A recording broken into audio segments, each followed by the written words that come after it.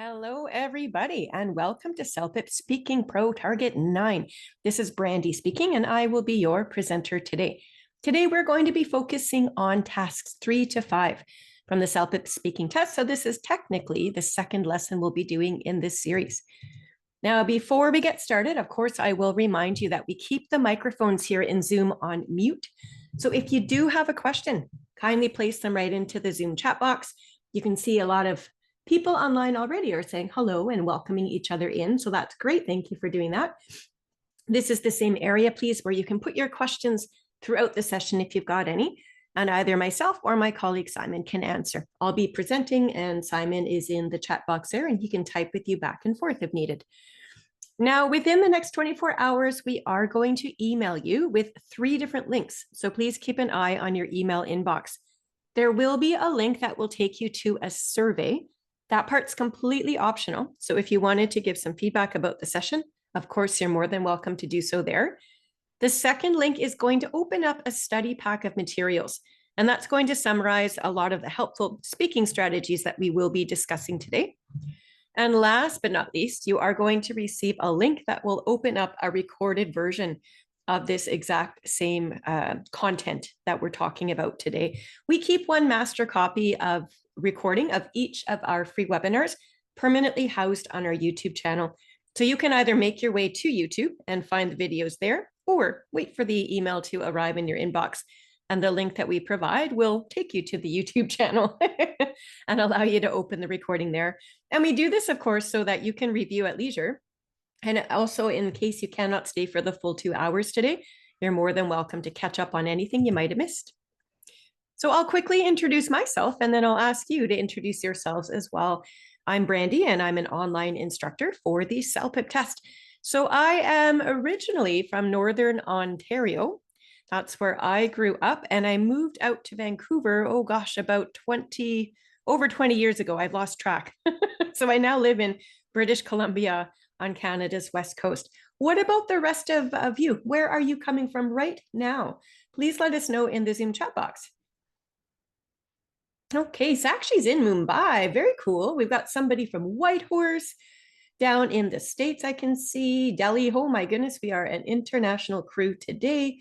Calgary, Toronto, Sudbury, Montreal, Mexico. Far and wide, we are reaching across the globe. Lots of people so far I can see in either BC or Ontario. Yep.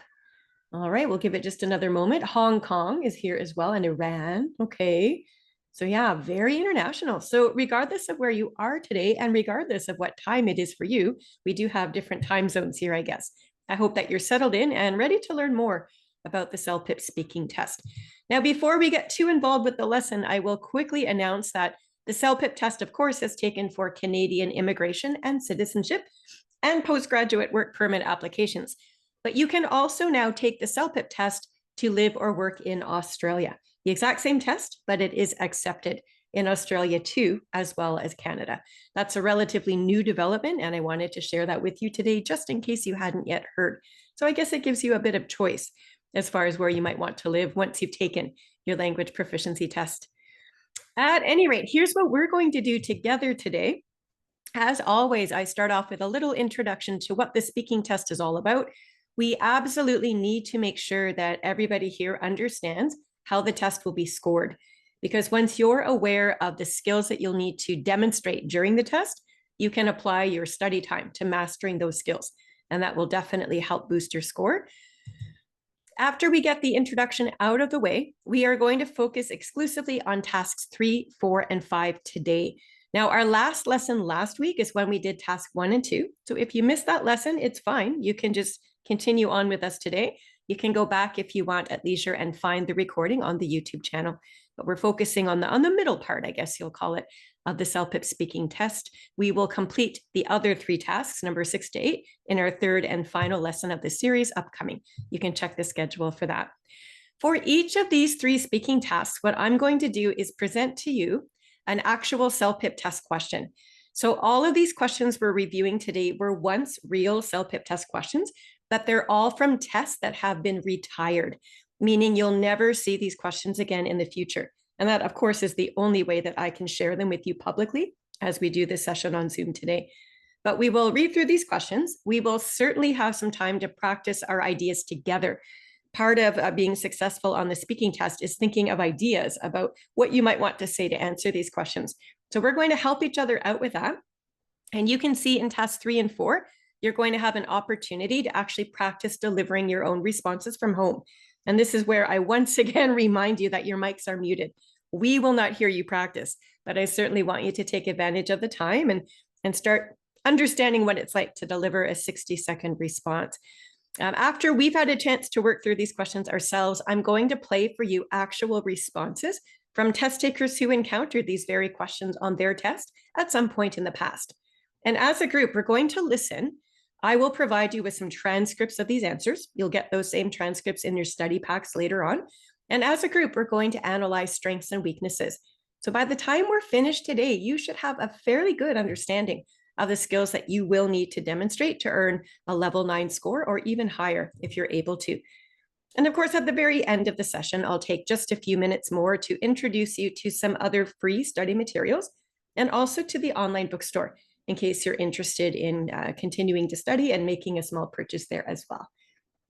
Okay, let's get underway here. So I'm showing you all 8 speaking tasks, and I'm also showing you the way we've divided them into the 3 lessons for this series. So we did lesson 1 about a week ago. We're looking at lesson 2 today. We will continue with lesson 3 very shortly. All of our scheduled webinars are visible on the celpip.ca website. So you can go there and sign up for any session, of course, that you wish. If you look over at this preparation time clock and speaking, or the columns rather, you're going to notice that for each of these speaking tasks, you've got a very short amount of time to prepare. Most often you're given 30 seconds, but in 2 different tasks, one of them of which we'll be doing today, task 5, and then task 6 later on, you'll get a full minute there to prepare. And when I say prepare, it just means you're given time to read the question on the computer screen, and then you start thinking about the main ideas and perhaps some of the details that you'll want to include when it comes time to speak. You are given paper and pen right in the testing room. And some people actually like to write down a couple of these ideas as they come to mind. You can use the notes that you make and incorporate those ideas right into the response when you start speaking next. And speaking about speaking, you can see the time clock here on the right-hand side in the column. Most often you're speaking for just 1 minute, so 60 seconds, but there are 2 tasks, numbers 1 and 7, that do require a little bit of extra. So you're adding in 30 seconds to make it a 90-second response. Okay, that's the time frame for the whole test. So when you add up all of those seconds for the prep and for the speaking, you're going to find that it takes around 15 minutes, give or take, to complete the entire speaking test, all 8 tasks. And the speaking component, by the way, is the very last part of the entire CELPIP test. So when you finish speaking task 8, you will be leaving the testing room and finish the test for the day. So we'll take a quick glance here at what our computer screens look like. I wanted to draw your attention up here to the timer. You're always going to see your prep time and your recording time there. I would recommend you take the first second just to look there so you know exactly how long you will be speaking coming up. Your question is always facing you on the computer screen as you're talking. So during the prep time, you would read this question and start thinking. But if for some reason when you're talking, you get lost in your train of thought, you can always quickly reread parts of the question and get yourself back on track. Now that prep time clock up top is also visible here. So literally when you begin any screen, any of these speaking tasks, you're going to see, in this case, it's a 30-second prep time. So that preparation time clock in the middle of the screen would start at 30 seconds. And it's just going to count backwards until it reaches 0. So you have that length of time to read your question and think. When that clock does get to 0, you're going to hear a recorded voice say through the headset that you're wearing, it'll say, "Start speaking now," at which point there's a microphone attached to your headset. And the microphone becomes active, it turns on. And anything you say out loud now to answer this question is going to be recorded into that mic. And it's the recordings that you make that are sent out to the rating team later on. So it's a group of human raters that are listening in, and they're assessing your ability to demonstrate as many strengths as you can as you are speaking. Now, you will also notice a next button on just about every computer screen in CELPIP. In certain places on the test, if you do finish a question early, of course, you could click next and just move yourself forward to the next question a little quicker. I think in the speaking test, you probably won't need to use the next button so very much. As you can see, your time is so brief to begin with. But be aware, it is there. If you click next, you move forward. You can never return. There's no back button. And you also do not get to carry any of the extra time remaining on this computer screen to the next screen. But again, next is more useful, I find, in, say, your writing, your reading, or your listening components if you're finished a bit early and you just want to move forward a bit more quickly is all. Now, when you are asked to speak, instead of the time clock as we saw for the prep there, you're going to see this visual instead. So this is when you know that your microphone is live, right? So as you speak into the mic to record your answer, that little gray bar is going to bounce gently as it's doing now. It's reassuring to you that the microphone is working. And if you're talking in a comfortable voice, just like a normal conversation type voice, that gray bar should stay roughly where it is now, right in the middle of the screen. You certainly do not want to yell into the mic, but you don't want to whisper. You don't want to talk so quietly that the microphone will have a hard time registering your voice. So again, talk normally. That bar should be in the middle as a reassurance. The word recording tells you that the mic is live, so I think that part is pretty straightforward. Beneath the word recording right now, you can see a little blue bar. I realize this blue bar is stationary at the moment. It's a screenshot. On the real test, that blue bar is actually going to move. It is the timer. So because this is a 60-second question, it's going to take 60 seconds for that blue bar to make its way all the way across and fill in that white space. So since this is what you're looking at as you're talking, you may have some notes, sure, but you can see the computer screen in front of you. You'll simply want to keep an eye on the movement of that blue bar. And when it's almost at the end there and there's no white space remaining, you definitely want to wrap up your answer and give your concluding thought. That would be the best way to finish the response altogether. Okay, here's how you're going to be scored. So there are 4 categories. We call them dimensions here in the teaching world, and they're clearly listed down the left-hand side of the screen. So this whole chart, I'll call it the Raters checklist, just as a simple idea. Again, in the teaching world, we call this the speaking performance standards. But think of this as a checklist of skills that the rating team is listening for you to demonstrate as you speak.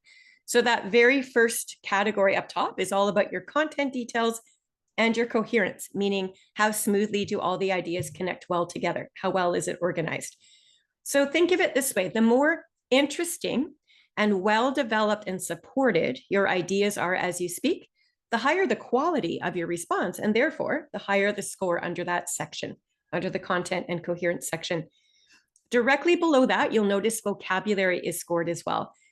And your first step always is to choose words as you speak that have the accurate meaning, right? They have to make sense, but they also need to be suitable and natural in the context of your response.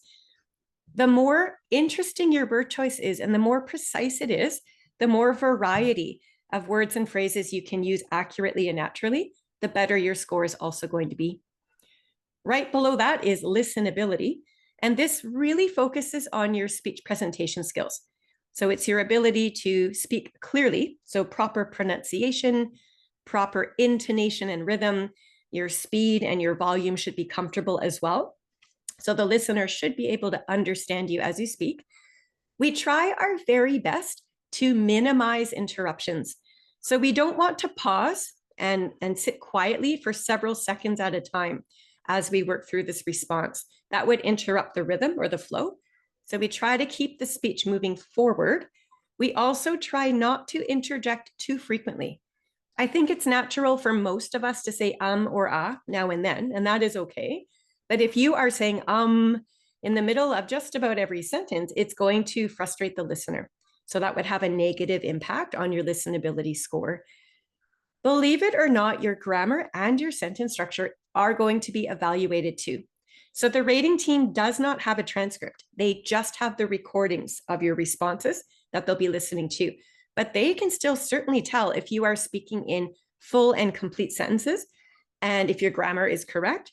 And I'll give you a huge tip. If you're looking for a higher score, say level 9 or higher, the more complexity you can demonstrate, the better.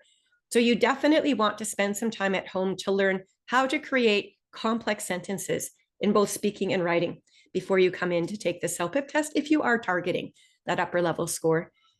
Right below that is task fulfillment. And this speaks to about 4 different factors, as you can see listed to the right of the screen. I'll start with completeness. I think this is the most obvious one. Clearly, you have to follow the instructions on the test.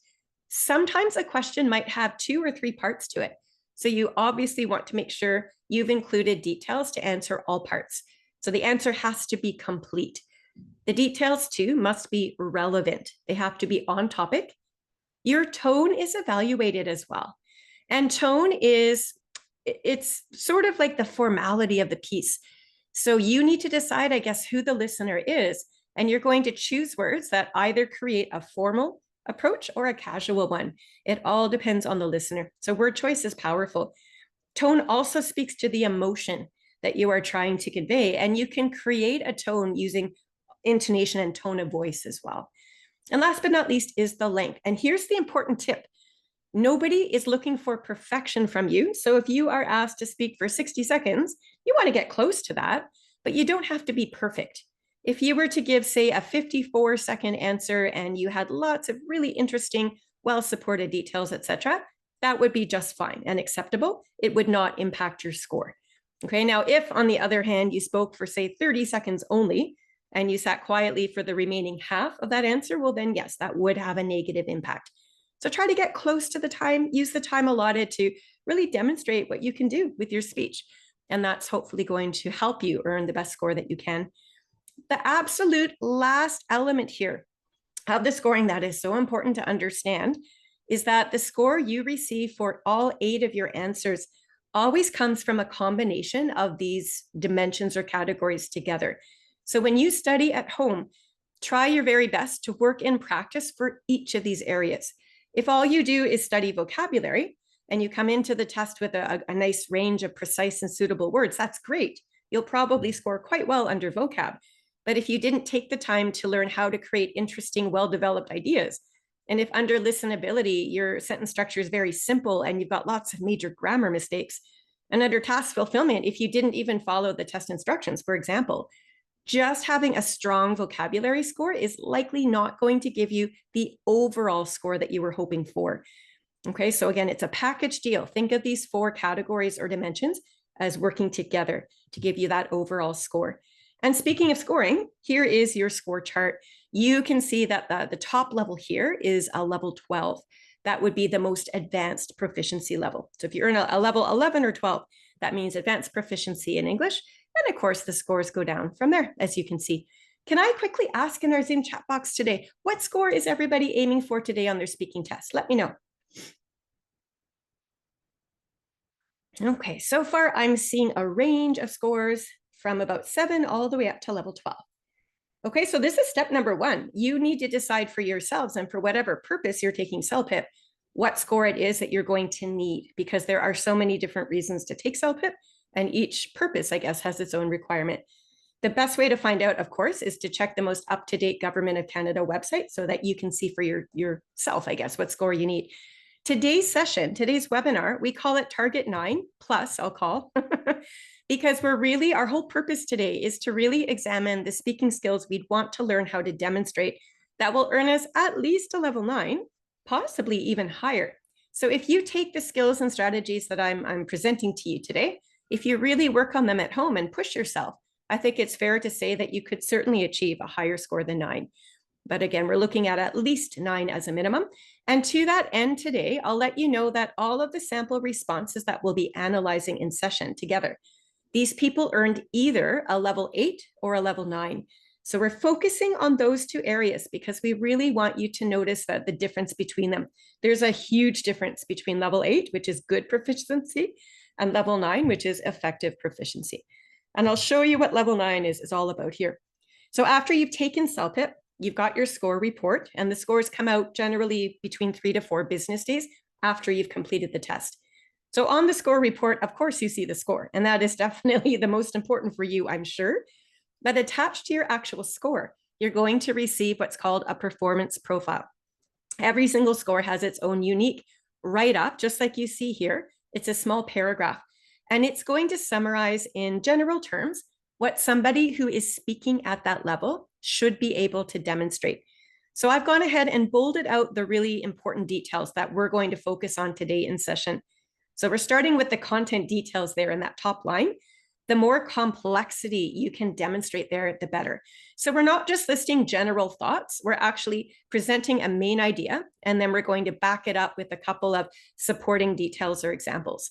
And every single main idea we present, we're going to back it up with those supporting details. That's one way to help you achieve a level 9 under the content section anyway. Moving down to the grammar and sentence structure, this speaks more to your listenability section. Once again, the more complexity and the better the variety of structures you can demonstrate, and the more accurate your grammar is, the better your score will be, and the more opportunity you'd have then to achieve that level 9 or higher. And last but not least is the vocab here. So vocabulary at the level 9 tends to show more consistent precision. So we're not just relying on simple general words, literally like thing or stuff and so on.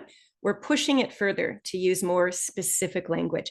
And we'll be looking at examples of all of these skills today. So I hope it makes a lot of sense. But even maybe all of you for a moment can just look at what a level 9 speaker should be able to demonstrate here on screen and just think about your own skills, where they lie right now. I won't ask you to share what your own level is right now. If you know it, that's fine. That's a personal thing. But you have to ask yourself, are you already demonstrating complexity? Are you already moving towards that level 9? And if so, great. If not, well, today's your chance to learn perhaps how to develop your skills further. So to that end, let's get into it now with speaking task 3, which is always called describing a scene. So here is an example. This is the question that we are going to workshop together today. I would like to draw your attention always as we start to the time clock right up here. So we know right away we've got 30 seconds to read this question, and we will be speaking for 60 seconds in just a moment here. So can you read that question really quickly to yourself, please?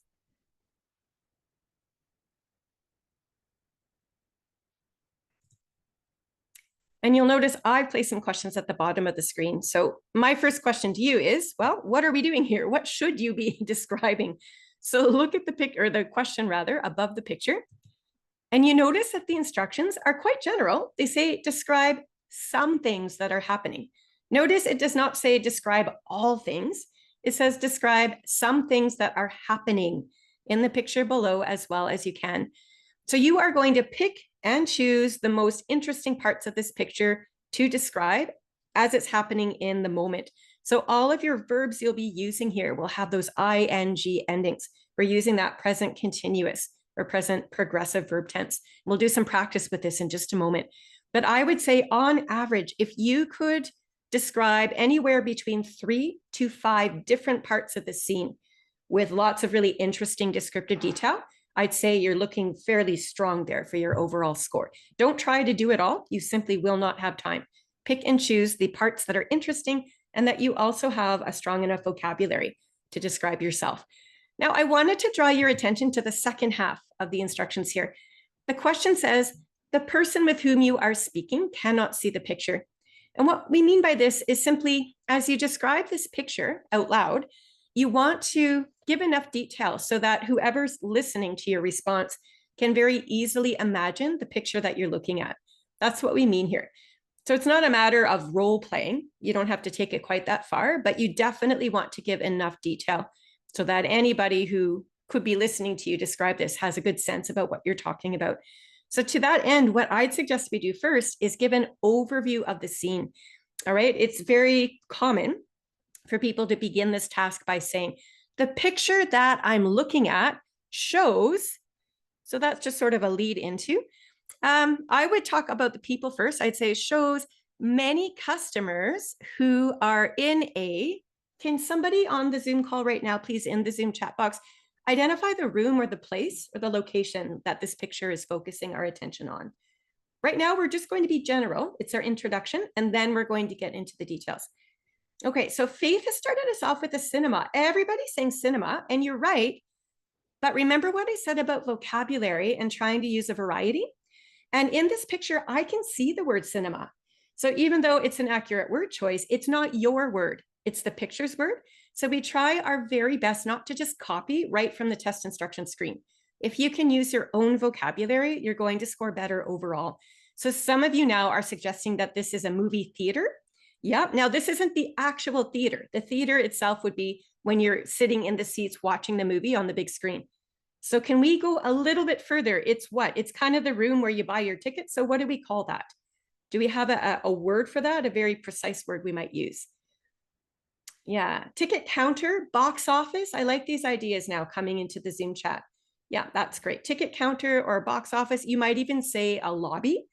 So let me just put all of that together. Your opening statement doesn't have to be complicated. It just has to be accurate so that we're focusing our attention. So if this was my question, I'd probably start my response something like this. I'm looking at a picture of many customers who are purchasing tickets to go see a movie. Or you might just say many customers who are in the lobby of a movie theater, that kind of thing, okay? So once we've established that, this is the fun part now, we get to actually pick and choose different people or parts that we want to describe. So we don't want to just identify objects. Like, sure, I see posters. Sure, I can see a ticket counter. That's accurate. But what we want to do is focus on the action. All right, let's start with, we'll do one as an example, just to get you thinking. Let's focus on these two people today. Okay, so once we've established that we're in the lobby of a movie theater, lots of customers there, I might just say, at the back of the ticket line is a couple who are, what is the couple doing right now? Can we start with what the couple is doing, and then we can maybe break it down into the two people? The couple is, oh, I like this. Damleen is suggesting that the couple is holding hands in line while they're waiting for tickets. Wonderful. So we've got sort of two actions there. And by combining them in a time frame, we've actually created a complex sentence structure. So that's a really good way to start.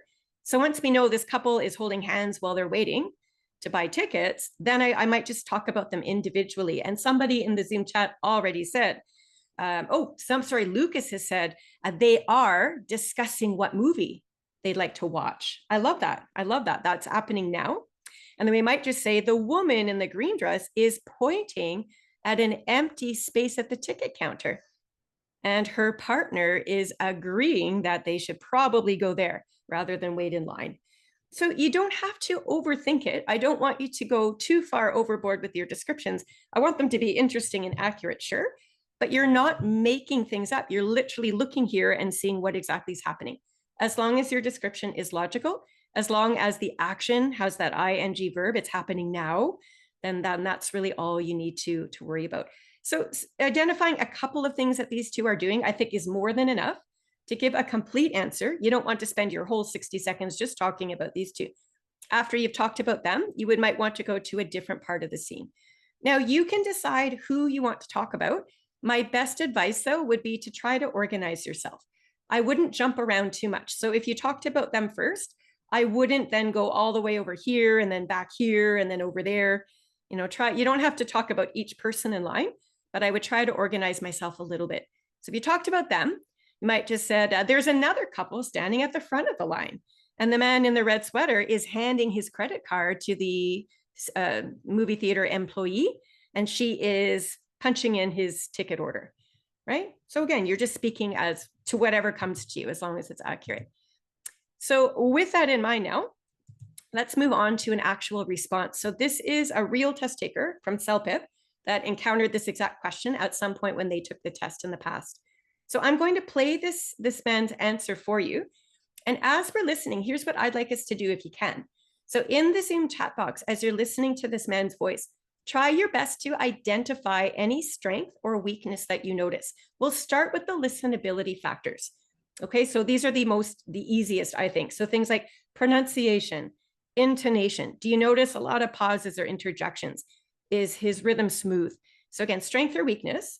We'll do that first. We'll talk about the voice and the grammar and sentence structure. And then I'm going to share the transcript of the answer, and we'll dive a little bit more deeply into his actual content and vocab.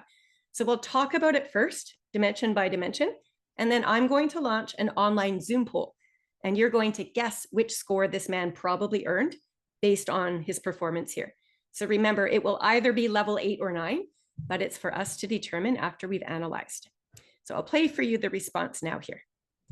Some of the things that are happening in this picture that I'm looking at right now it's actually a movie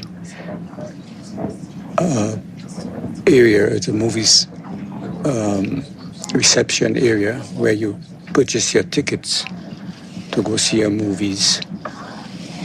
There are movie posters, and there are a lot of patrons there at the area. There are couples. Some already bought their popcorn and is heading into the movies. Some are buying their tickets.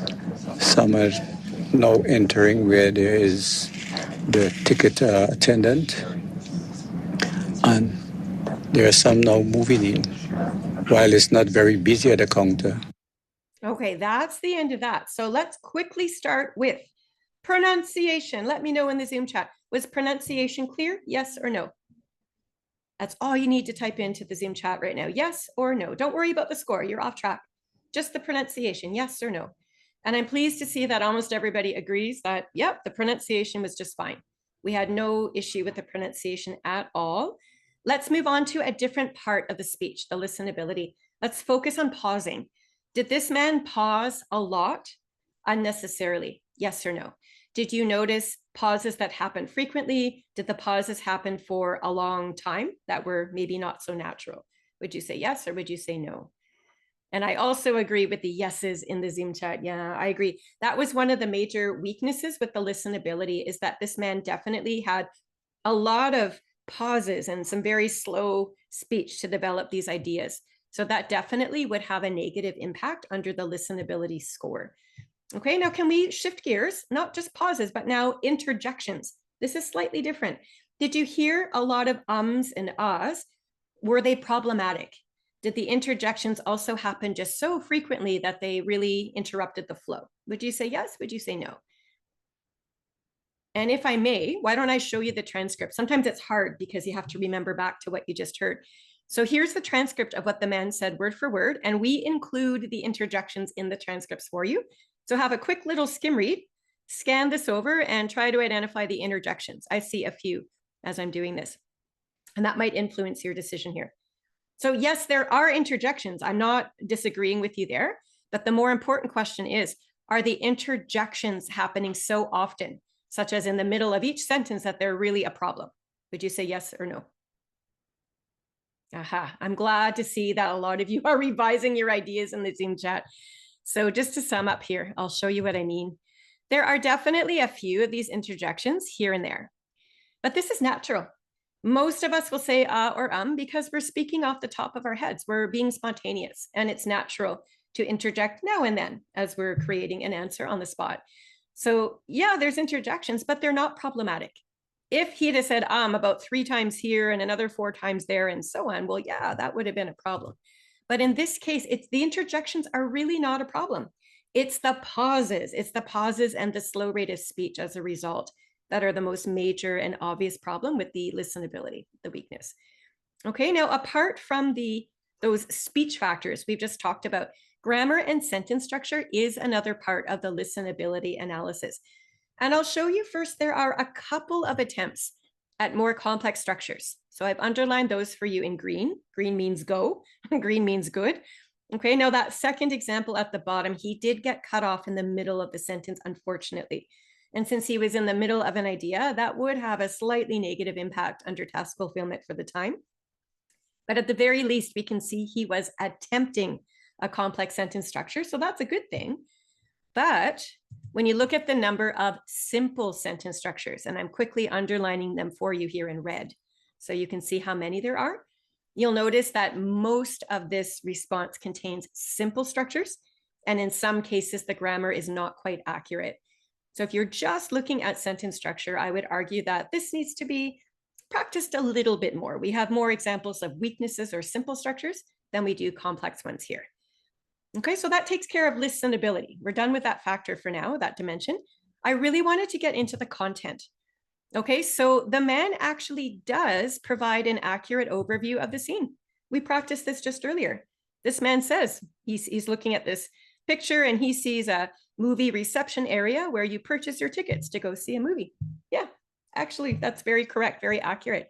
So far, so good. But you might have noticed there's really not a lot of descriptive detail, and the ideas are rather underdeveloped. What this man does is he mainly identifies the objects in the scene. So he sees posters and patrons and couples and popcorn. And yes, these words are accurate. And yes, these objects are definitely in the picture. But he's not focusing yet on the action. He's only identifying the objects. So it's not as descriptive as we'd like. The man finally, towards the end of the response, does manage to describe a few things happening, 4 ideas here, but just look at the repetition. He mentions first that the people are heading into the movies. They're buying tickets.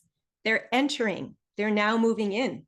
So just about every single description of the action that this man includes refers to the same action. It's always about people buying tickets and going into the movie. So having a better variety of descriptions is definitely going to help strengthen the content response here as well. Okay, let's move into the vocab. I'm going to point out what I would consider to be a fairly good range of common words and also situation-specific words. His vocabulary is pretty good. You can see here in green, reception area. And all those objects he identified uses really precise vocab, like posters, patrons, couples, popcorns, ticket attendant, a counter. Those are all accurate. They're all suitable. They're all natural. They show some precision. But did you also notice a little bit of repetition? So I realize we are looking at a picture of this movie theater lobby, but this man has used the word movie 5 times. And there are different ways that we could probably describe that. So use the word movie once or twice, maybe something about a film, maybe a show, maybe the cinema. We could use that word once. It wouldn't hurt us to do so. So when you are practicing both your writing and speaking at home, try your very best to be mindful of the words you're choosing. If you can demonstrate a better variety rather than repeat the same words over and over, you will earn a better vocabulary score overall. There's one expression here in the middle that is just not clear at all, as you can see. I think the man maybe lost track of his idea, and it is just, that could just be removed from the response, and it wouldn't change the meaning at all. So a little bit of a weakness there for sure. All right, let's move on to the task fulfillment now. Last part of the checklist, and then you get to vote on the score. This man, I know his answer was quite slow.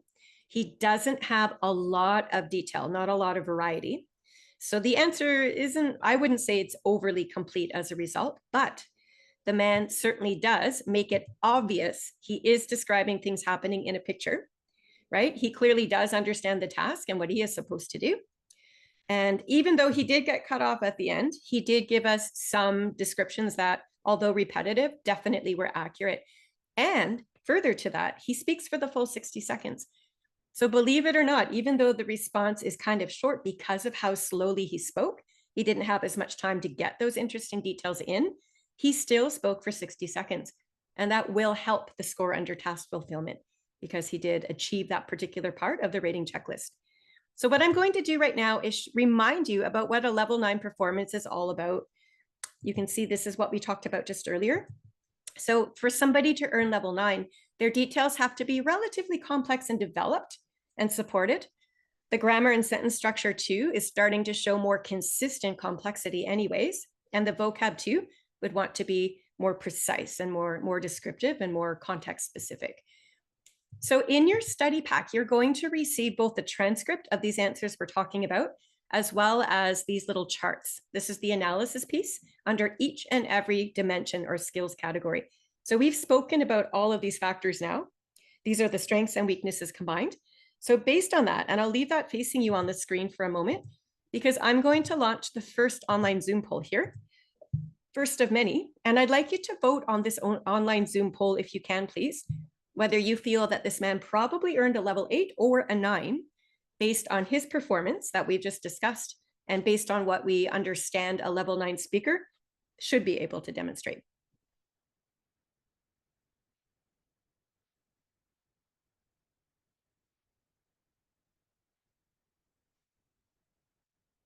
I will give you 5 more seconds to make your vote count.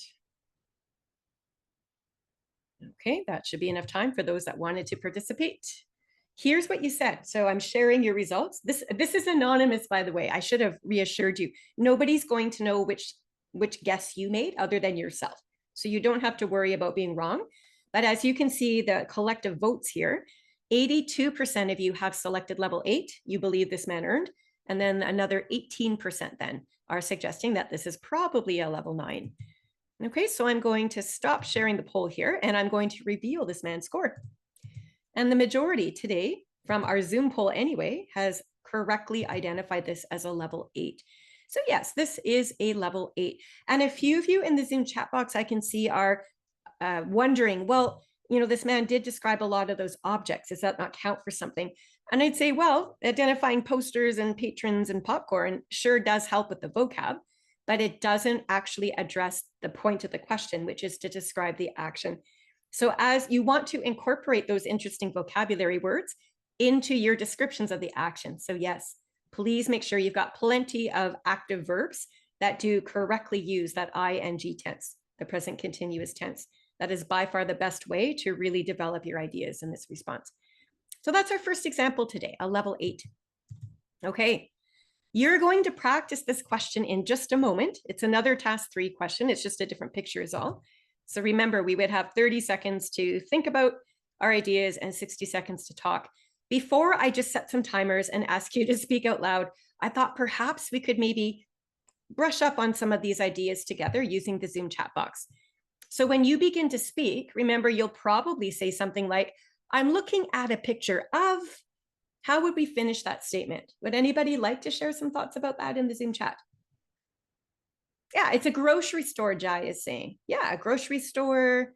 You probably would say, I'm looking at a picture of many customers purchasing groceries at a supermarket. I chose supermarket because I already said purchasing groceries. So I didn't want to sound repetitive. But yeah, supermarket, grocery store. I would always start by identifying the people and the overall action though. Like people that are buying food at a grocery store, right? That would be something that would be suitable. So again, that's the easy part of this response. Hopefully it doesn't take too much time to just identify that general overview. Now comes the work. You've got 60 seconds as you're speaking.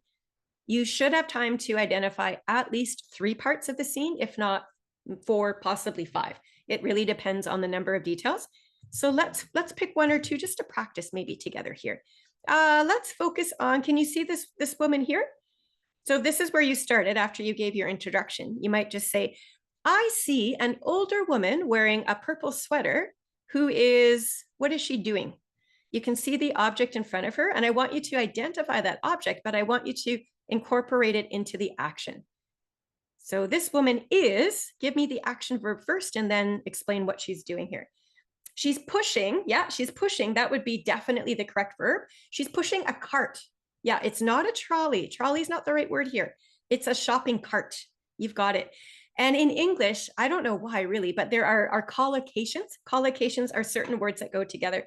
She is pushing a shopping cart. That's the only word that goes with shopping cart. You can't say driving. You can't say dragging. It has to be, she is pushing a shopping cart. And once you said that, I would push yourself to be more descriptive. Do you notice these aisle numbers? She is pushing a shopping cart down aisle number 7. Why not just sort of add that in as another little detail? And when you're done with her, you might just say, to that woman's right are 3, you can make it up, 3, are these brothers and sisters? Maybe 3 siblings at the back of the grocery store who are selecting watermelons from the produce stand. Okay, and so on. What is this man doing right here? You might say the older brother wearing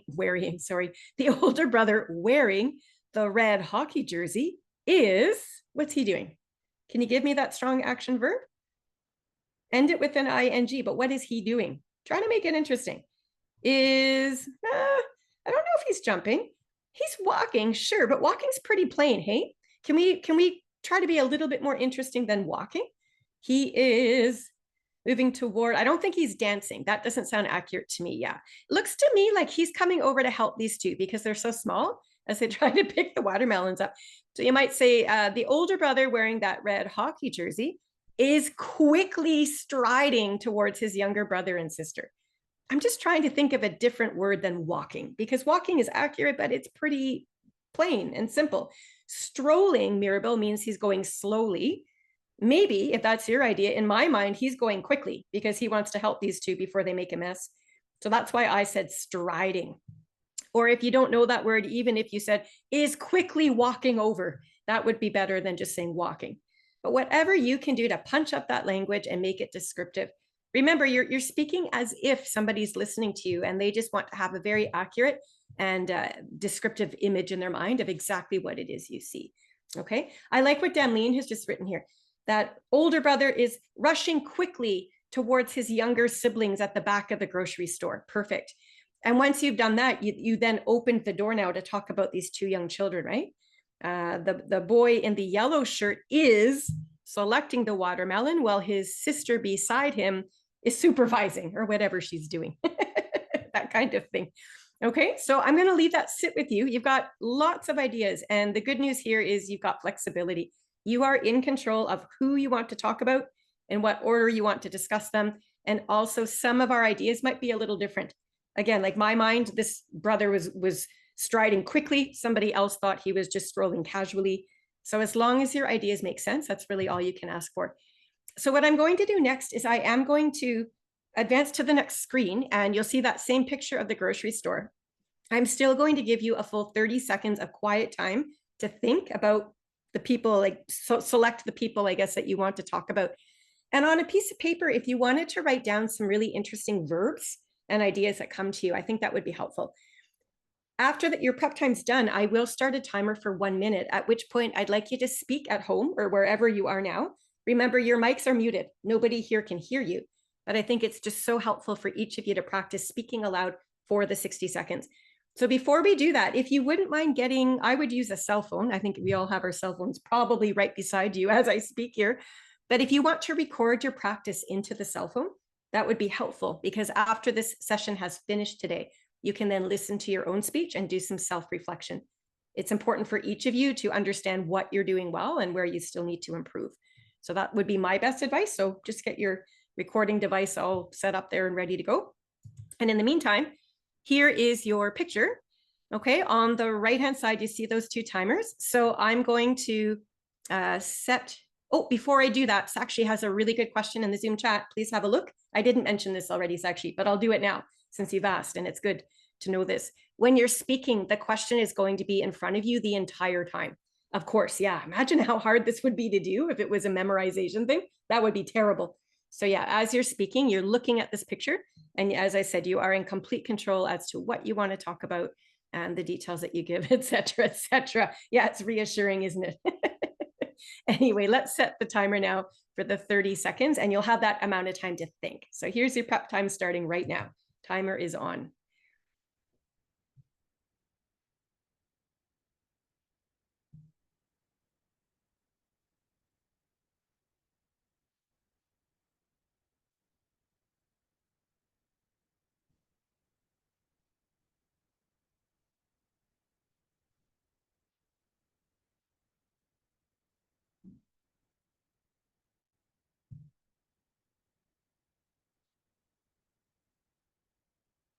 Okay, prep time's over. So please hit record on your cell phone right now just to get it started. And I'm going to set that speaking time clock in the bottom. So your 1 minute of speaking time, it begins right now.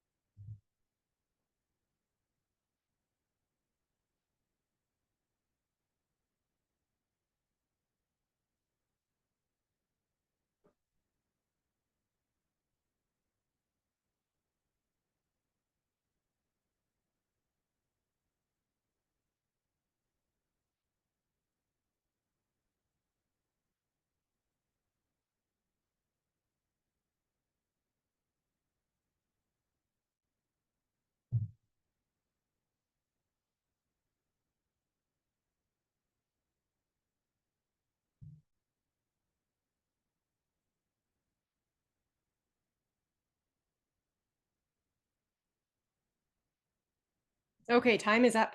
So if this was an actual test, the microphone, it would just turn off.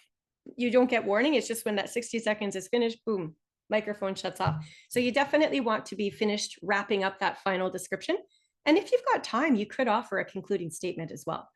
Something with this picture, I might have just said at the very end, lots of action happening in the grocery store today, or it's a busy day in the supermarket today.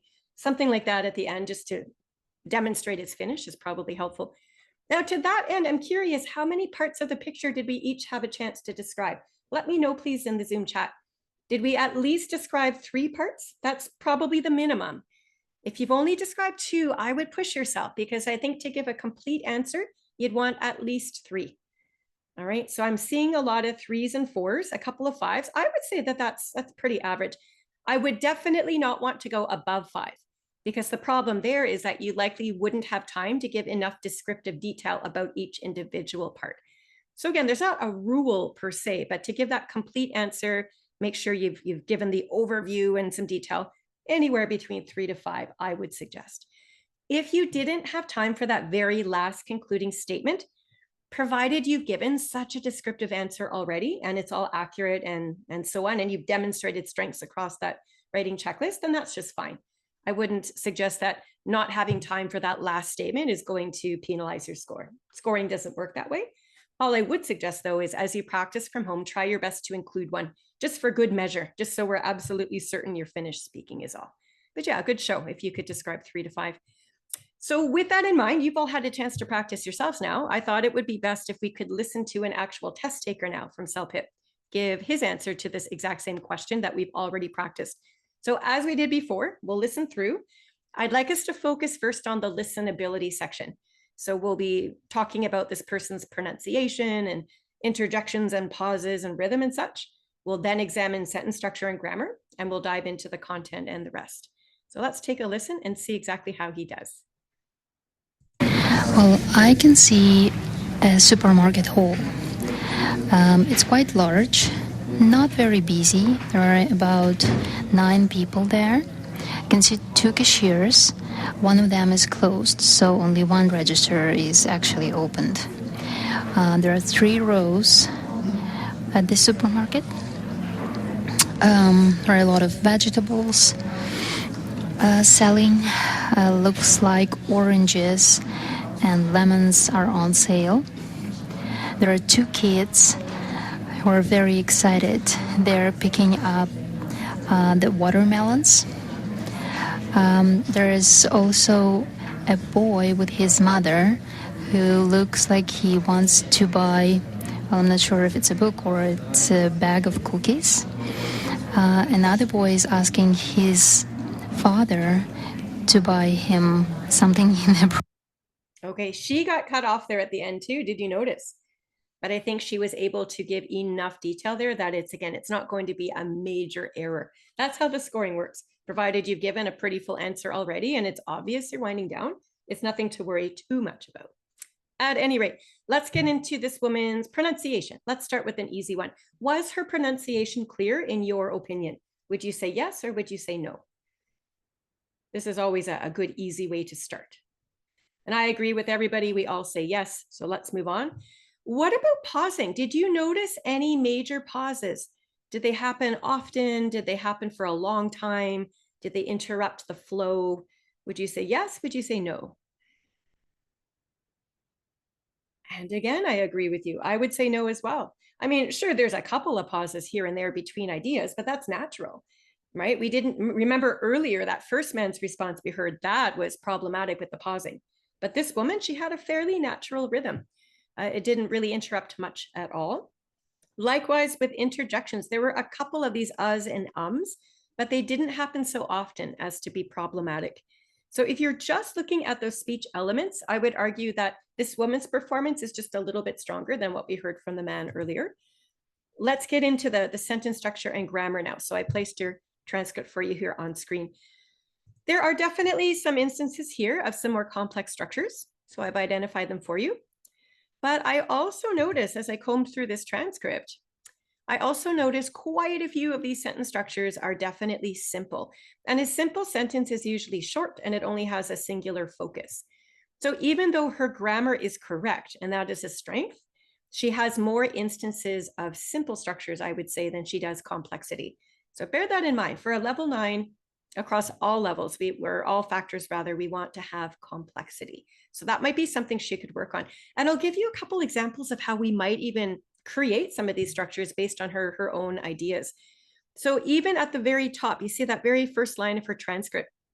It's very segmented with all of these sort of individual ideas. Why not put them into one? Why not say things like, I'm looking at a picture of a large but quiet supermarket hall. That would be a little bit more complex. Next row down, she's talking about the rows at the supermarket.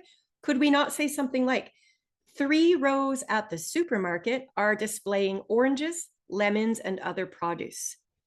You know, and then again, when she gets to the kids, she says they're excited, they're picking up watermelons.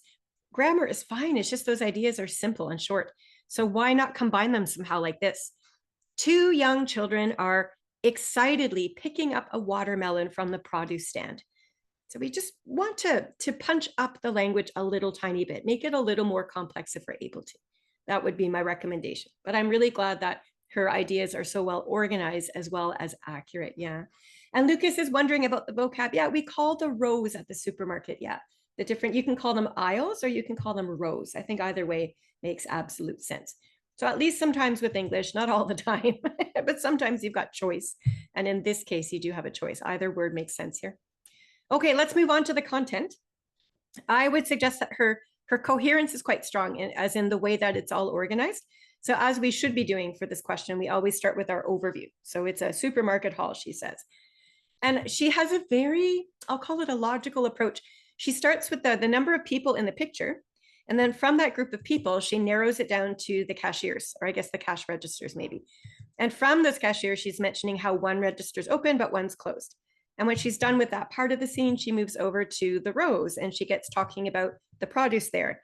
And then it's the kids nearby and what they're doing, basically. And then it's the next boy over, right? So everything is very methodically chosen. She's not jumping all over the scene. She's going about it in an organized fashion. So I would consider that to be a strength, insofar as the coherence. It really makes sense. And we could follow along with her description as we listened. Her vocabulary always makes sense. And there are words that are definitely showing some semblance of precision. And I've underlined them for you here in green. So supermarket hall, cashier, register.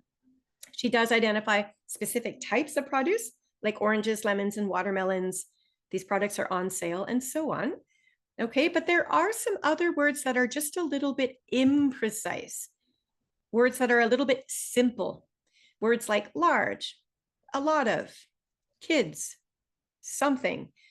So again, these words make sense. They're accurate. That is always the most important element to factor into your speech and to your writing. But once we've got accurate word choice, we definitely want to start trying to choose words that are a little bit more precise and interesting. So again, in that very opening where she just says, it's quite large, not very busy, I would just try to add in a few extra words to make it sound a bit more sophisticated. Rather than large, maybe we could say spacious. Could we say, the room is spacious, but not overly busy? And when she's talking about a lot of vegetables, that seems quite simple to me. Perhaps we could say a variety of produce is on sale, like oranges and lemons. And rather than kids, I think the word kid is rather simple as well. Maybe we could say 2 young siblings are excitedly picking up the ripest, juiciest watermelon they can find. So notice all the descriptive language I'm adding in there. I'm not just saying they're picking up watermelons.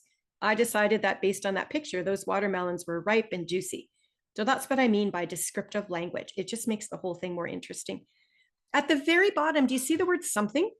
This is a word I want you never to use. The word something or the word thing means nothing, right? Literally, we have no idea what something is. It could be a million different things. Can we replace that word with just something more precise? What would you suggest here? She says, another boy is asking his father to buy him. Can you be precise? I know you don't have the picture in front of you, but maybe just suggest something that you remember from the picture, or at least that makes sense here. To buy him, somebody says a book, a bag of chips, a box of cookies, a cake. All of those ideas are 100% more interesting and precise than something. Okay, so just note that in your writing, in your speaking, we don't want to use words like this just because they don't help the listener or the reader understand at all what the idea is. Yeah, a box of chocolates, Cornelius is suggesting. Simon's even saying a box of chocolate chip cookies. There you go. Not just cookies, but chocolate chip cookies. That's just so much more interesting, and I can picture that in my mind. So that's the right way to approach this, I would say. Anyway, task fulfillment's the last element we should talk about, and then we will guess her score. Her tone is appropriate. I mean, all she's doing is describing a picture, but she's using an appropriate tone. It's not over the top formal, but it's not slang casual either. It's kind of in the middle. I'd say that works for this response. She speaks for the full 60 seconds. And again, even though she got cut off at the end, she did give quite a few descriptions. So the answer would be considered complete. She does describe a variety of things that are happening. She didn't just identify objects like the man did earlier. She had a better variety of what was happening. So I'm going to share with you a summary of her strengths and weaknesses. Again, you will get this exact little checklist here in your own study packs when we email you after today's session. But I'm going to online here on Zoom. I'm going to put a fresh poll up. You should be seeing that now. And I'd ask you to anonymously identify whether this woman has earned a level 8 or a 9, do you think? Based on her performance, based on what we know a level 9 speaker should be able to demonstrate. And most importantly, based on a combination of the strengths and weaknesses across all 4 areas. Don't just analyze her based on one little factor. It has to be a combination. I'll give you about 5 more seconds there to get your votes in. And here's the fun part. We can review your scores. You can see what your score matches up to with everyone else. So we do have a clear majority. 71% of you are suggesting that this is very likely a level 9. And I will reveal her score now. Yep, you're absolutely correct. This is a level 9. So it's certainly not perfect. I don't think any response is perfect. There are definitely areas, if I was to work with her one-to-one, there are definitely areas I would revise or brush up on. You know, a couple of those vocabulary words that we just corrected together, perhaps.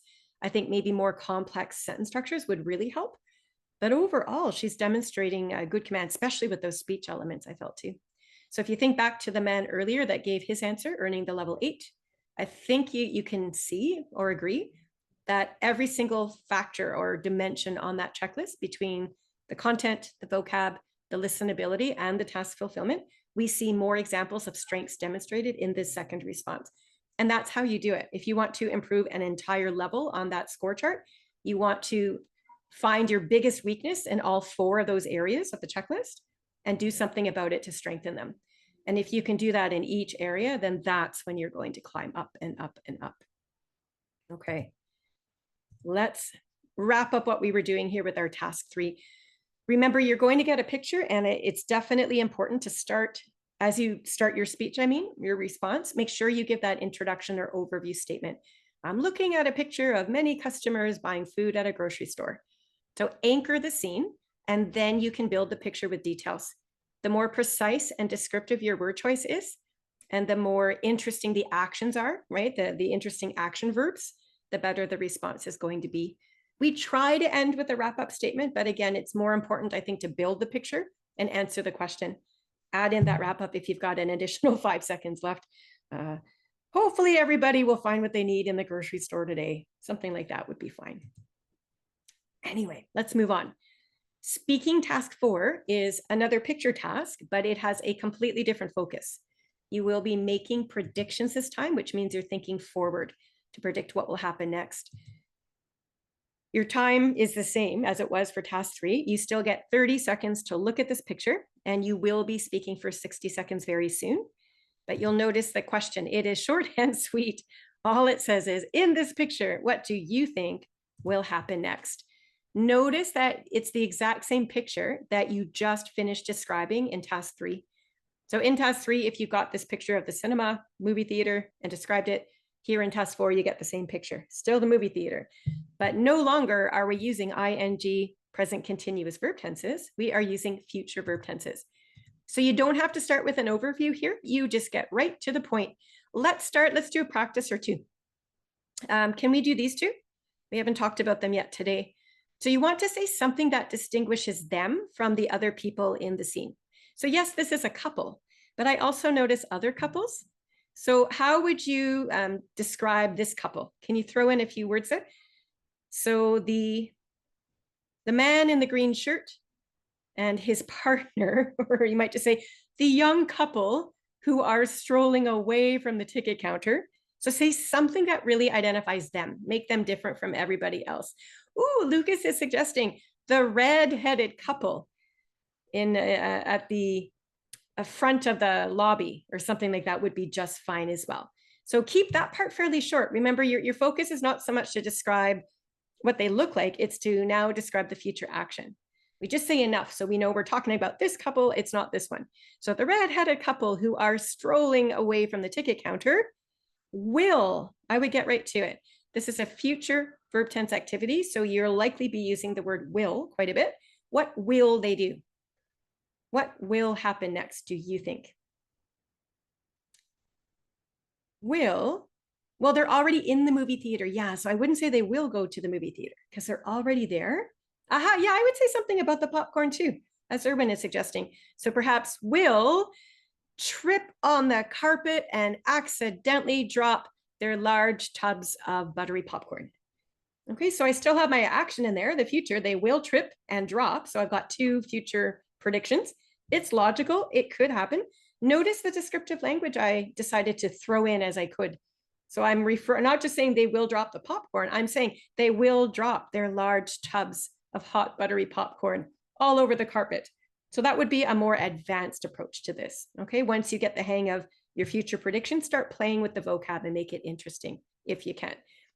So after that's happened, maybe then you might just say, another couple immediately to the left will see the spill and rush over to help them clean it up.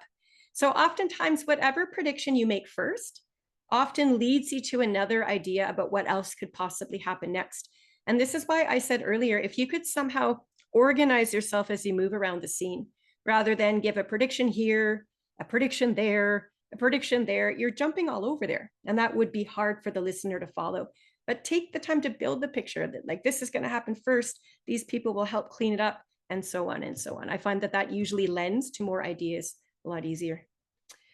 Anyway, what I'd like to do now is play for you another person's response, and we will analyze it to the best of our ability as well. Let's take a listen here. Since this is cinema, I assume that all people will buy their tickets to see a movie. Then they will go and buy some snacks, such as popcorn, water, or other things they would like to eat during the movie. I assume that all the people will buy tickets, otherwise they won't be allowed in, and they will have a great time watching the movie.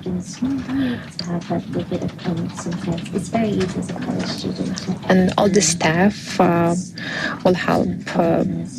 I can see that staff is helping people purchasing their tickets. Okay, a whole pile of great ideas from each of you has been coming into the Zoom chat box here as you were listening. And I just wanted to highlight a couple of them. A lot of you are deciding to talk about how they're going to enjoy their popcorn, or they will enjoy their popcorn while they wait for the movie to start. And I think that's fair. But I am seeing some other sort of more creative ideas as well. Ricky sort of elaborated on our idea about the couple tripping on the carpet and dropping the popcorn. And he even suggested that the man in the green shirt will actually twist his ankle. So even though that's a horrible idea, I mean, in real life, if that were to happen, it would be sad. For this response, I think it's perfect, right? Twisting your ankle, like you're demonstrating a really natural phrase of vocabulary, but it's just a little bit above and beyond than saying they will enjoy their popcorn. Do you see the difference there? You're showing more creativity, Ricky, with not just your actual ideas, but also with the vocabulary that you're using. And somebody else, I'm sorry, I missed the name because so many ideas came in at once. Somebody else had a really clever idea talking about the couple at the front of the ticket counter will have their credit card declined as they pay for the movie. I thought that was really creative. So again, you're trying to be imaginative, but logical. It's a fine balance. So well done. Okay, let's talk about this man's speech, and we'll also get into the noise in the background of the testing center because that's all part of this. I'm going to start. I'm predictable now, I think. Let's start with the pronunciation because that's always easiest. From a listenability standpoint, was this woman's pronunciation clear? Would you say yes or no? Just pronunciation. Let's make it easy to start. Was it clear? Yes or no? Okay, most of you are saying yes. I would have to agree that for the most part, it's a yes. There was, I think, one, maybe two words that we couldn't quite catch, but overall, her pronunciation was fairly clear. Not as strong as some of the other responses we've heard today, but passable or acceptable. What about pausing? Let's just focus on the pausing for a second. Did you notice any really long pauses that interrupted the flow of the piece? Would you say yes? Would you say no? Okay, good. I was worried. If you got this wrong, I would have been worried. Everyone in Zoom right now is saying yes, there were some pauses that were just far too long, and I'd have to agree. That's probably one of the biggest weaknesses with the listenability factors here. And it's because she sat quietly for such a long, unnatural period of time. That is precisely why we could hear so clearly another test taker sitting nearby in the testing room. I'm sure you could hear another woman speaking in the background. And it may sound alarming as you're listening to this poor test taker's response, but I need to reassure you. Imagine this. You're sitting in the testing room. You've got headsets on your ears and you are answering the question in front of you. There are dividers, like divider walls between you and the person beside you on either side. With the headset on your ears and while you are talking at the same time, you're not going to notice other people in the CELPIP testing room talking. Those earphones act more or less as a noise cancellation device. And when you are so actively engaged in delivering your own answer, trust me when I say you'll be focused on your own work and you won't even notice the other people talking. The reason why the microphone here in this woman's recording picks up another person is frankly because our test taker just sat quietly for too long of a period of time. And that mic is active and it's going to pick up something, right? So my best advice is just not to sit there quietly. If you get stuck, try to think of something. Even if you have to just completely start fresh and describe a different part of this picture, I think that's better than just sitting there quietly. So I thought I'd address that as a lot of you had concerns, and rightfully so. I can totally understand why you would be concerned about that. All right, can we do a quick sentence structure check as well? You'll notice that this woman's response is rather short on screen, and that's because she was very slow to speak with her pausing. I will point out strengths here. I mean, there are a couple of attempts at these more complex sentence structures. But overall, the vast majority of the sentences that she speaks in and her grammar constructs tend to be fairly short and simple. So we don't see quite as much consistency there with the complexity. So that's all under listenability. Let's jump over to content.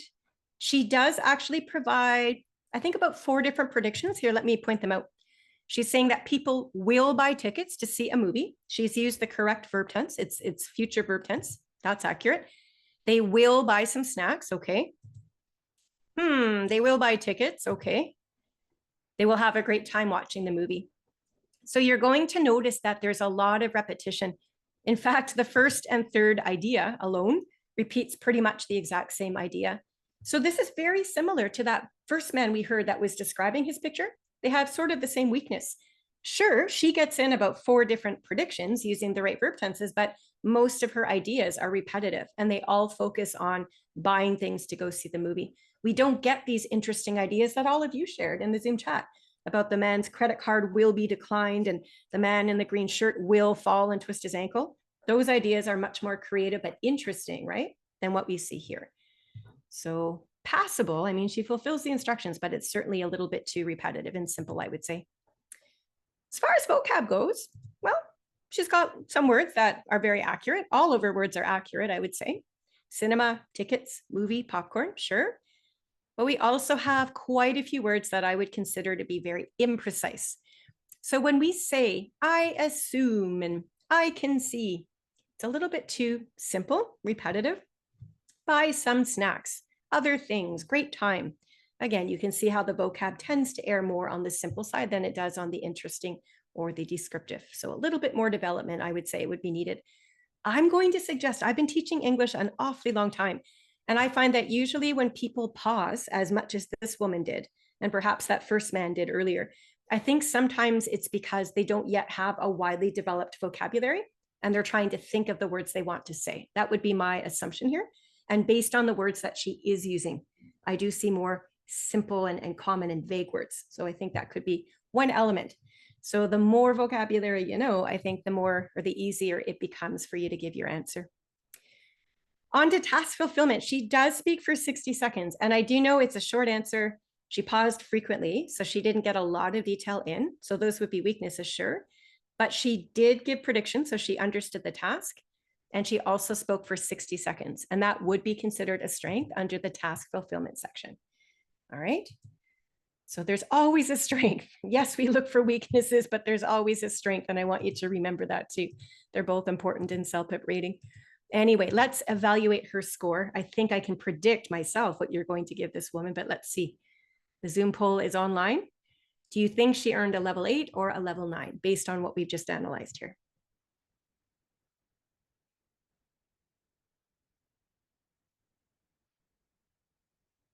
I'll give you about 10 more seconds if you want to log your votes here.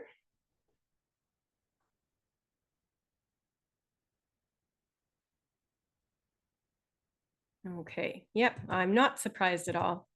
An overwhelming 82% of you are suggesting that this is very likely a level 8, and 82% of you are absolutely correct. Yes, this is most certainly a level 8. So to earn a level 9, what this woman would do is identify the major weakness in all 4 categories. So under content, she definitely needs a better variety of predictions because most of her predictions focus on the same thing. Under vocab, we just looked at all of those imprecise words like I assume and I guess. So we could certainly punch those up a little bit more with descriptive language too. Under listenability, the major one was all those pauses. So we certainly want to eliminate those pausing. And then task fulfillment would probably follow suit because if she's able to include a better variety of content, she would provide a more complete answer anyway. Okay, so that's how you do it. You just look at the major weakness across all 4 areas and you work on all of them together, not just one, but all of them. And that's going to help, I think. Yeah. Yeah. So Gaurav, we've actually already answered that question. So I'm going to let somebody else online answer it for you, if that's okay. I know that we've got test takers here that can answer that for you. So we can help each other out while I continue on here and keep teaching the lesson.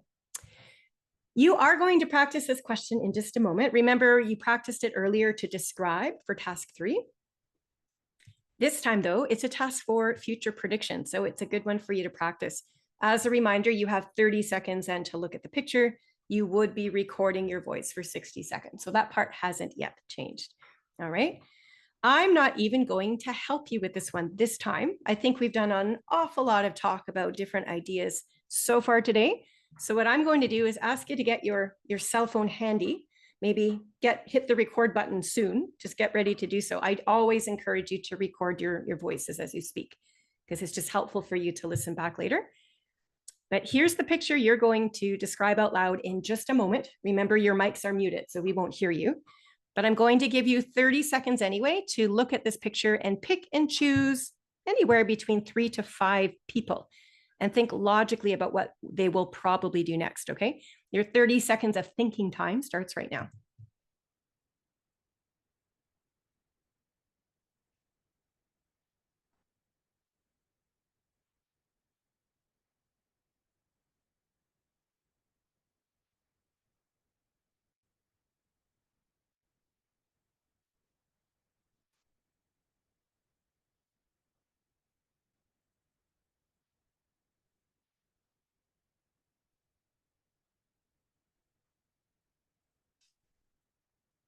Okay, prep time's done. So can you please go ahead and hit the record button on your cell phone there, get that going. And your speaking time starts right now. Please watch the clock.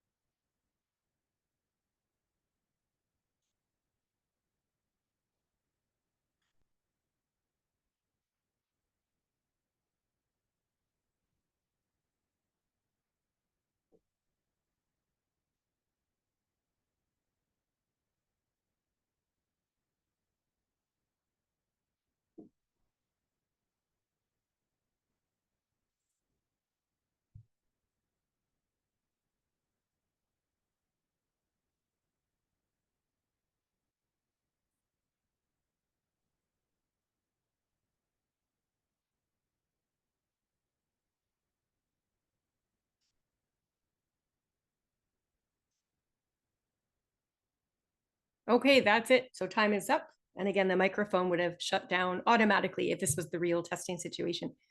So I'm hoping, against hope, that we each could describe or make at least 3 different predictions.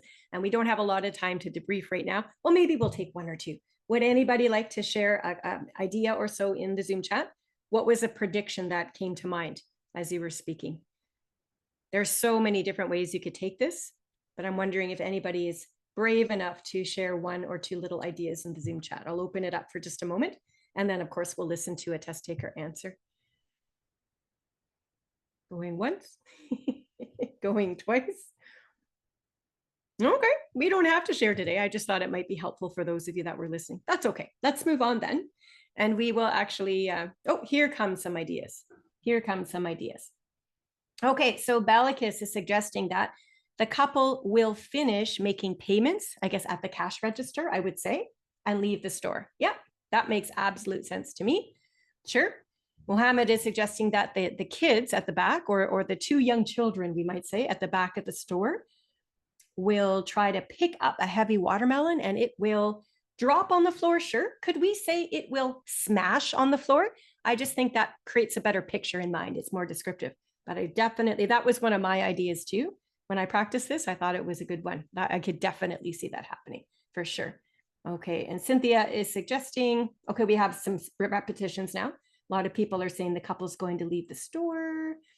Ooh, Mitsu is suggesting that the mother, we give a little bit of description there. The red-headed mother by aisle 6, can we do that first? Say, will refuse to buy her son a bag of chips.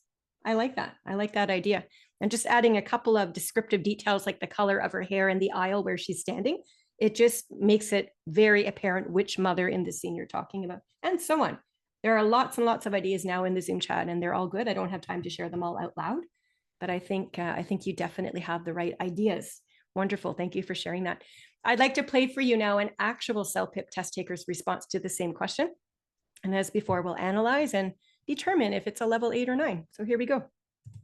From what I can see in this picture, what will happen next is the customer who is having the barcode, item scan barcode by the cashier, and the service staff would pay for the item and would be stepping out of the store.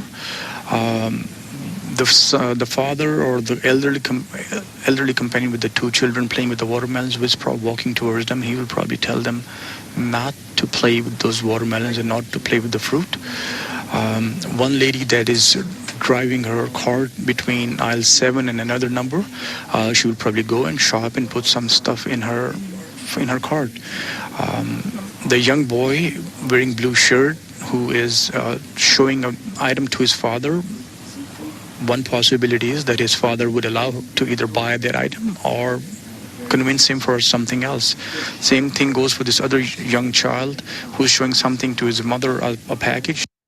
Okay, he got cut off too, but it was apparent he'd given a very full answer. And as such, when we've given all that detail beforehand, that is accurate and relevant.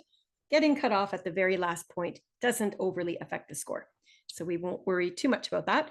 I'll just save us the time if you don't mind and say his pronunciation is just fine. His intonation's great and so on. The rhythm's fairly steady. I didn't notice anything glaring like pauses or interjections. So most parts about the speech is fairly strong. There was one section, however, I'm not sure if you noticed it, but there was one section where this man started to rush. The speed at which he spoke really sped up for about 1 full sentence. And then he regained himself and sort of reverted back to a normal pace. We have all of these sound audio clips, by the way, with the study packs online. So if you wanted to later on, you could go back and listen again and you'll see what I mean. So it's definitely something he needs to focus on, but it only happened once and the bulk of the answer was easily understood. So it's not a huge problem, but I definitely wanted to point that out because it's the only time so far today that we've heard that. So just something to be aware of. But everything else sounded good to me. Let's do a very quick sentence structure check, as we like to do, as that's part of listenability. The man does use complex sentence structures. And if you look at the examples I just underlined for you, you can see that of all the responses we've analyzed so far together today, I would argue that this man has the best command over those complex structures. He doesn't just combine two ideas together. He has a really strong knack for combining several ideas correctly into one sentence. So I'm seeing more consistent control over these complex ideas here, or sentence structures rather. So that's definitely a strength for listenability for sure. His verb tenses are usually correct, but here are two that are not. And I wanted to point this out right now, as a matter of fact, because I noticed when some of you were putting your predictions in the Zoom chat box just a few moments ago, a few of you made the same mistake. And I'm not trying to single you out, but I wanted to point out that we don't want to use the word would, because would is a past tense modal. A modal is part of the verb. We don't want to say would, it's past tense. We want to use will. Will is the correct modal or verb part that we would use for the future verb tense. Okay, so just thought I'd point that out. Most of the time, the man's future verb tenses are accurate, like here. Will probably tell them, will probably go, and so on, or is going to. There are different ways you could create that future verb tense, but just be mindful of the way you're phrasing that. What else I noticed here is the man is sometimes using a variety of verb tenses too. He's even got some present continuous verb tenses. And it's okay to use these kinds of descriptions when you're simply trying to identify the person you're focusing on first before you give us the description, right? So exactly at the beginning there, he's saying the customer who is having his groceries or the barcode scanned will pay for the item and leave. So it's just important to explain what that person is doing so we know it's them, and then we get into the future action. So it's okay to do this.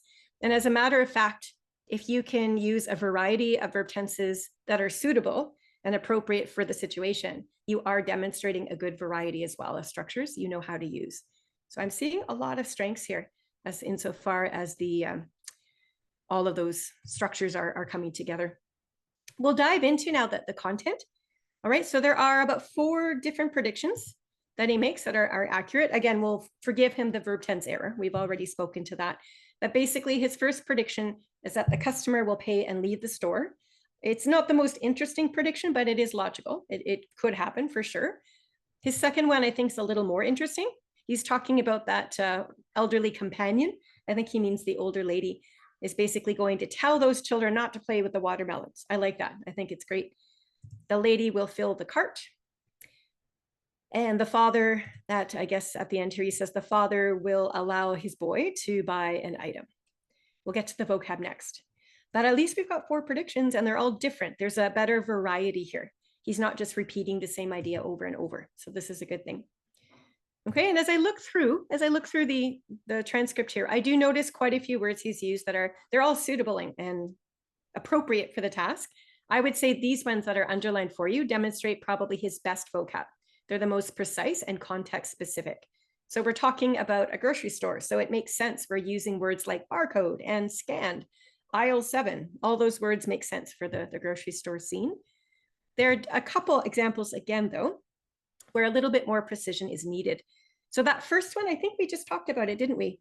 We don't say driving her cart. Do you remember how we're supposed to say that? This is a quick check to see if you remember, because we just talked about it about 15 minutes ago, maybe. Who remembers? Not driving her cart. We would never say that. We have to say pushing. You've got it. So we know what he means. This is the thing.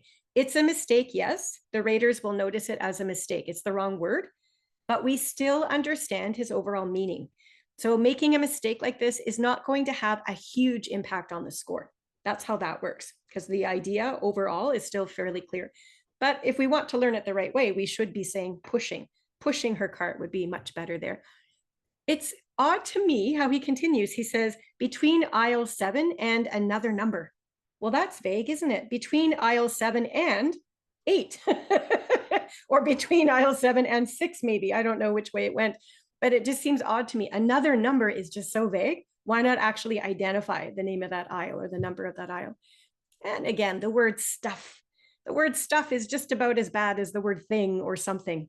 Please don't use it. What word would you recommend we replace it with here?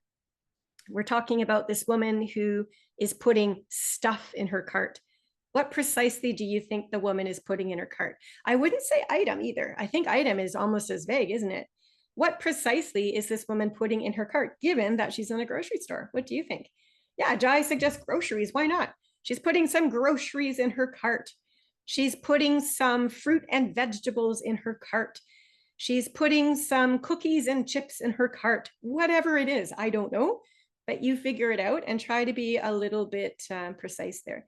The picture's fairly tiny, so I don't think you have to worry too much about, if maybe what you see in the picture is different from somebody else. Like, we're getting examples here. Somebody thinks maybe it's a package of stationery. If you think that's what it is, I think it would be okay to say that, as long as it looks logical. Yeah, I probably would go with a food item, just given she's in a grocery store. But whatever word, precise idea you come up with, it has to be better and more interesting than stuff, is the main takeaway here is all. All right. There's a little bit of repetition. So that word item, same thing. It's very vague. It's almost as bad as thing or stuff. So the word item could mean a million different things. So we want to use a precise word.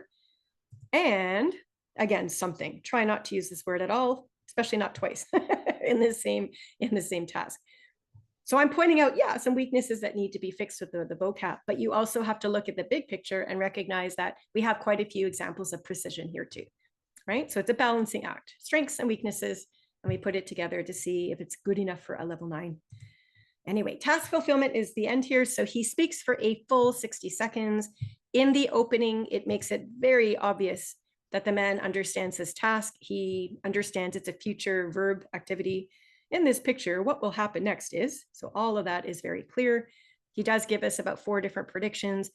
Again, there's no closing at the end. He got cut off, but it's not the end of the world given that he has given quite a few predictions already. So you know the drill by now. Let's get this Zoom poll up on screen here and see what you think. We've seen several examples now today so far anyway, between level 8 and level 9. So we'll see if we're getting more and more consistently accurate with our analysis here.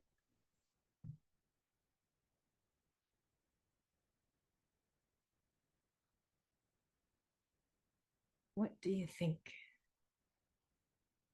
It has to be level 8 or 9. Those are the 2 levels anyways that we're focusing on today. I'll give you about 5 more seconds. There we go. Here's what you said. So 82% of you seem to think that this would be a level 9. And I will reveal this man's score for you now. It is absolutely a level 9. Yes, for sure. Definitely. And again, when you get your study pack, I think it's wise to go back and look at the level 8 and then look at a level 9 right after that. And you should be able to notice the differences in complexity across all 4 categories of that scoring chart. Anyway, wrapping up what we're talking about here for task 4, this is your future verb activity. You do want to use your imagination, of course, because you're making predictions about what could possibly happen next, what might happen next. You just have to make sure that you are being logical. So please don't get too carried away with your imagination and suggest something that is a little bit too fantastical. So just speak to the picture, think logically and clearly about what will most probably happen next. Try to make, I'd say, at least 3 predictions, perhaps 4, might have time for 5, it all depends on you. But that's the way to do it. Just get right to the predictions and carry forward that way. All right. Yeah, and in the Zoom chat, some of you are saying this is a solid 9. And I agree with you. I think when you look at the way all CELPIP scores are evaluated, I think that's a really great example too of what a level 9 speaker can accomplish. So that was an astute observation, Gaurav. Thank you. Let's move into speaking task 5 now, which is called comparing and persuading. And it's a little bit unusual, I have to admit. It's the only part of the entire CELPIP speaking test that is broken into 2 parts. So the first part technically is comparing. And if you look at the timer up top, you'll notice you're only thinking. There's only a preparation time of 60 seconds. You're not even speaking here at all.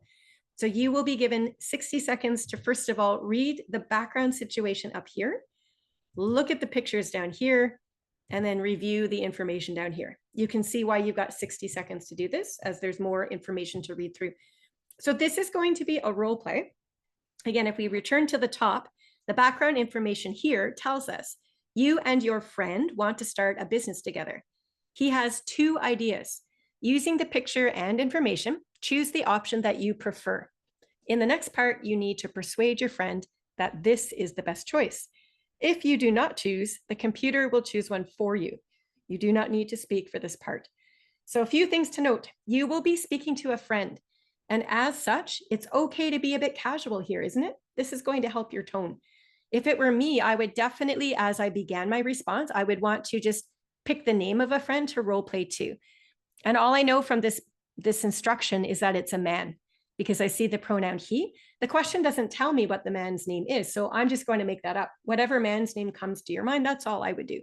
So when you begin this, introduce or talk to the person directly. In the 60 seconds of prep time, it is so important that you make a selection between these two by clicking on the picture with your mouse. Okay, clearly you've got a consignment store or a food court franchise. If you could make your selection within about 15 seconds, you'll have the remaining 45 seconds of prep to review that information beneath the picture. And the trick is that once you've made your selection, so in this case, we're going to listen to a test taker explain to his friend that the food court franchise is the better option. As a result, you never ever need these details over here. So don't waste your time looking at them because they'll never come into your answer. So if you picked this option, food court franchise, in say 15 seconds, you've got about 45 seconds left now to read those bulleted points. These are the main ideas you can and will use in your response when you talk to your friend, but you're going to want to come up with some of your own specific details if you want that level 9 or higher anyway. Can we look at the bottom one? It says $8,000 startup cost. So of course you're going to use that dollar amount. So if this was my response, I might say, oh, hey, Kevin, I'm so excited to go into business with you. And I really think we would be the successful owners of a food court franchise in the Pacific Spirit Mall. Okay, so I'm trying to be a little bit specific there, a little bit interesting. So once we've established clearly which of these options we're going to be opening for business, we want to start giving our reasons. I might just say, first of all, Kevin, it'd be actually pretty cheap to open this food court franchise because it would only cost us $8,000 to get it off the ground. Notice my casual expression there, because it's a friend, I can be casual. So that's fine and well. I've given a reason, but I'm not done yet. Can I have some of you in the Zoom chat box please suggest 1 or 2 really easy purchases that we would have to make to open this food court franchise? I would think of things that don't cost a lot of money and that are one-time purchases, because we want to try to persuade Kevin to open this business. We want to make it sound very easy to do. So in the Zoom chat box right now, Faith is suggesting all we would need to do is buy a microwave and a fridge. Sure, that would be fine. And once we have those appliances, they'll last us for years to come. We won't have to invest any more money towards them. Something like that would honestly be just fine. So you've given a couple of examples of, relatively inexpensive purchases and made it clear that it's not going to be an expensive business. So I would say that would fulfill enough for the cost amount. And then you would move on to those other 2 points and try to think of your details as well. You are speaking for 60 seconds. So it'll take probably 8 or 9 seconds for your introduction just to set the scene. Devote your time, maybe 15 seconds per main idea and detail, and then give a wrap-up conclusion at the end. Okay, so again, right now, just to back it up a wee bit, I know I skipped ahead to the actual response, but during the thinking or the preparation time, your job is to think of these details that we were just talking about and maybe even write them down on a piece of paper. Because when the 60 seconds is finished, the computer will move you automatically to part 2. This is now the persuading piece. So you still have, this is the good news, you still have 60 seconds to read the new instructions. There's a little bit of new information, and then you'll be speaking aloud for a full 60 seconds. So you've got a new instruction up top. It says now your friend is suggesting another business idea. Persuade him that the option you chose is more suitable by comparing the 2. So you'll notice that whichever option you selected from that first part is going to carry forward automatically. So no matter what, you are trying to persuade your friend that the food court franchise is best. But the reason you get another minute is because you're given this whole new business opportunity to think about. So when you talk, you're going to try to persuade your friend that the food court franchise is better than this delivery service, right? And you'll review those 3 bulleted points. Notice the dollar amount at the bottom there. It says $40,000 startup cost to buy a large truck. So I would really hinge on that in my answer. After we've explained how cheap and easy it is with examples to open the food court, I might just say, in contrast, it's going to cost us at least $40,000 just to buy a delivery van large enough to transport furniture around. And that's not all. We'll have so many ongoing costs, such as This is where you all come in. Can you imagine if you were driving a truck for a living? What kind of costs are going to continuously add up every single day, every single week, every single year? So Mitsu is suggesting insurance. Yep. Gas. What else? Maintenance. Yeah. Now, fuel is the same as gas. Yeah. You probably will not have time for 3 or 4 examples, nor do I want you to do 3 or 4 examples on one point. You do have 3 main points to get across. But I think if you were to pick or choose 1 or 2 of the most important, that would be helpful. So after emphasizing how expensive just the truck is, and then you say, and on top of that, I might just say here in Vancouver, I'm going to make it about where I live, and I'm going to base this on what I know about gas prices here. I might just say here in Vancouver, gas prices in the summer can reach $2.20 a liter. That's expensive to fill up. So it just would be so much cheaper to open this food court franchise. So that's what you're doing. You're just giving strengths about your choice. And whenever it makes sense to do so, you can throw in a weakness of the other choice, literally comparing and contrasting them. But you must support that one option above and beyond. So let's listen now. This is a man who's got this question. This was his question on his test. He's going to answer it now and explain to his friend, I guess, why the food court franchise is better. So let's give it a listen and see how well he does here. Well, food court franchise is much better idea than delivery service. First of all, you already know how to cook since you've been cooking food for 5 years now, right? And we both know that you have back injury and you cannot lift heavy weights, and delivery service includes large items such as furniture or TVs, so it's not a good idea for your back, like for mine too actually. Also, to start a food franchise business, we only need $8,000, and for delivery service we need $40,000, and also we have to buy a large truck. We don't have that kind of money, so it will be much more satisfying to just open a food court franchise. It will be more fun to interact. Okay, I think he was trying to introduce a brand new reason at the end there about being more social and interacting. It's a great idea, but he did not have time to even get into it. So the best thing for each of you to do is, keeping an eye on your timer, if there are about 4 or 5 seconds left, offer up a concluding statement and finish. Please don't try to squeeze in one more whole new idea. It's better not to even start it than to leave it not even half developed, would be my best suggestion there. But at least the man did get in three reasons first before he got cut off there. So that was all well and done. Anyway, quickly with the listenability factors, I will save us time and say his pronunciation was clear. There weren't a lot of glaring pauses or interjections. We noticed some uhs and ums, but they didn't happen too frequently, so they didn't have an undue effect on the flow. There was one part of listenability, though, that could have been improved, and we've not yet encountered it in today's webinar, so I wanted to address it with you now. The part that this man is the weakest on is what we call intonation. And intonation is when the voice goes up and down, basically, in very simple terms. And when we use intonation effectively, it allows the listener to understand when we're finished a point and when we have more to say. Notice that? So when I'm done talking with a point, the voice goes down. When we're uncertain or have a question, the voice might go up, and so on. This man speaks in almost a monotone. The voice is a little bit flat. Did you notice that? So when he doesn't have much intonation, when most of the pitch of the voice is on the same level, it doesn't engage the listener quite as much as we would like. It's hard to listen to somebody talk without intonation. We tend to tune out or lose interest. So that would be one element of the speech under listenability that I think this man would want to work on. But the other factors were demonstrated quite well. As far as his sentence structures go, once again, we do see evidence of some complex structures that are emerging.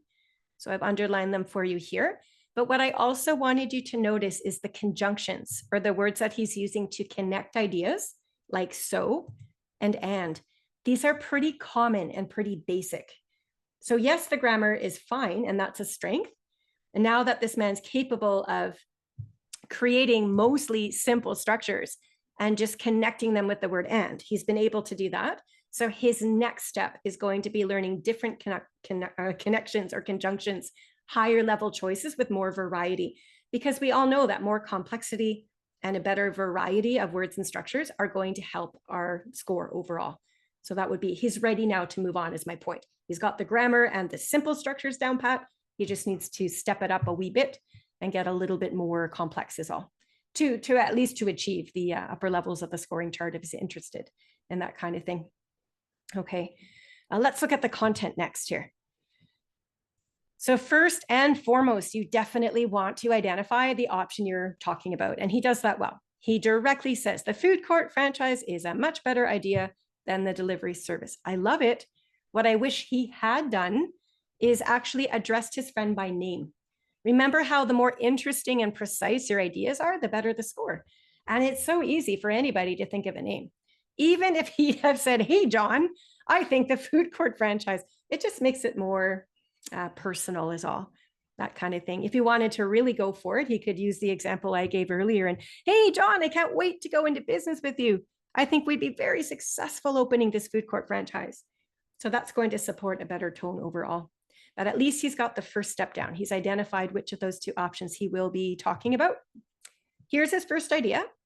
They already know how to cook. Here's his supporting detail. They've been cooking for 5 years. So that makes sense, right? It's logical. Why not open a food court franchise when both of you have already been cooking for 5 years? That makes perfect sense to me. His second reason is here. He says that you've got a back injury, his friend, and as a result, then they shouldn't be lifting heavy weights. And he gives a few examples like furniture or TVs. So that's been supported as well. This last idea is where he talks about the price, and we demonstrated that just earlier together. He does correctly say it's only $8,000 for the food court franchise, but it's $40,000 for the truck. Yes, that's true, but that's just the main idea. Notice he didn't give any supporting details. There's no examples like what we discussed. He didn't say, oh, but gas and insurance would be an ongoing cost that we just couldn't afford. If only he'd have added something like that here, it really would have supported that final point. So from a content standpoint, he certainly does give a complete answer. He's got 3 main reasons. Some of his reasons, though, are supported better than others. His third point isn't supported at all. So that would be something, again, that he'd want to be mindful of and try to incorporate more detail into the next answer. Okay, let's go on to the vocab. There are a couple of words more towards the bottom that are his own vocabulary and that definitely show more interest. But overall, when you're looking just at the vocabulary, even though all the words make sense, that is always the first step. They are accurate, they are suitable. That's great. You can see for yourself, though, that they're a little bit common or simple. Back injury, larger items, not a good idea, buy a large truck. So this man is also ready now to start widening his range of vocabulary and learning more precision, since clearly he knows the right words to use. Just as an example here, I'll show you what I mean. When he talks about having a back injury, perhaps if we're looking to go quite high level in our vocab, we might think of a particular back injury we suffer from. So I might replace that first idea about not lifting heavier items. I might say something like this. We both suffer from sciatica. So lifting heavy or bulky items like sofas or mattresses could strain our backs. So I'm demonstrating the exact same idea this man is, but rather than just say back injury, large items, furniture, we're trying to be very precise about what type of injury, what type of furniture, and so on. Okay, and rather than just injure, I'm saying it's going to strain our back. So when we're at the point where we can demonstrate that range of words and use them interchangeably, it's going to help our vocab overall. Yeah, Gaurav has also suggested another type of injury. So just last year, remember how your disc ruptured? You clearly shouldn't be lifting mattresses or sofas. So yeah, excellent example, Gaurav. Yeah. Sciatica is a very common back strain, or arthritis, Maywin is suggesting. There you go. So all these words are precise examples of back injuries, and you're showing that you have a good range of words you know how to use in an appropriate context. So that's exactly the way to approach this from a scoring standpoint under the vocab. Yeah. All right, task fulfillment. Our speaker speaks for the full 60 seconds, which is great. He does answer the question fully. He didn't support that third idea, though, with details, and he didn't have time to develop his fourth point. So I think he should have just ended it on a good note and not tried to get in a fourth idea there. As far as tone goes, I think if he'd have sounded more excited with his voice, So if he had actually used more intonation and sounded genuinely excited to be going into business with his friend, I think that would have supported a stronger tone, which is going to also fulfill the task fulfillment a little bit better. Okay, so with that in mind, lots of strengths here, but some things that we still might want to work on to boost the score a wee bit. What do you think about this man's performance? I've just launched the new Zoom poll here online. Is it a level 8 or a level 9, do you think? Think about the examples we've seen so far today, and then also what we've learned about what we need to do to get that level 9, I guess.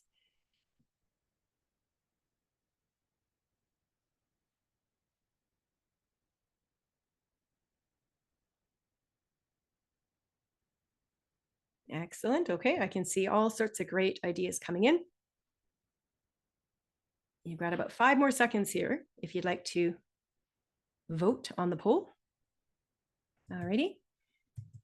Here's what you said. You're a little bit more evenly matched here today with this particular response, but we still have a majority. So 63% of you are suggesting maybe this is a level 9.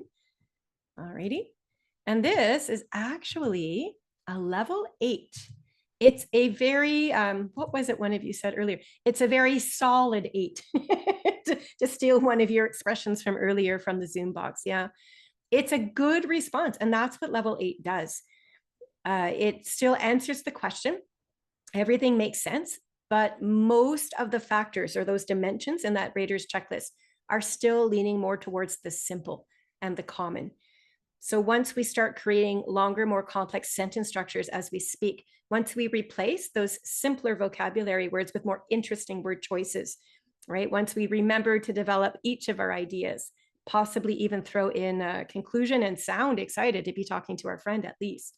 These are all sort of major weaknesses that if this man would hit on all of them collectively, I suspect it would do wonders to raise that score up. Yeah, Gaurav, I have to agree with you too. It didn't quite convince me as far as the level 9, but it still is a really good example of how to present your main points and organize a response. It's still good, and that's what level 8 is.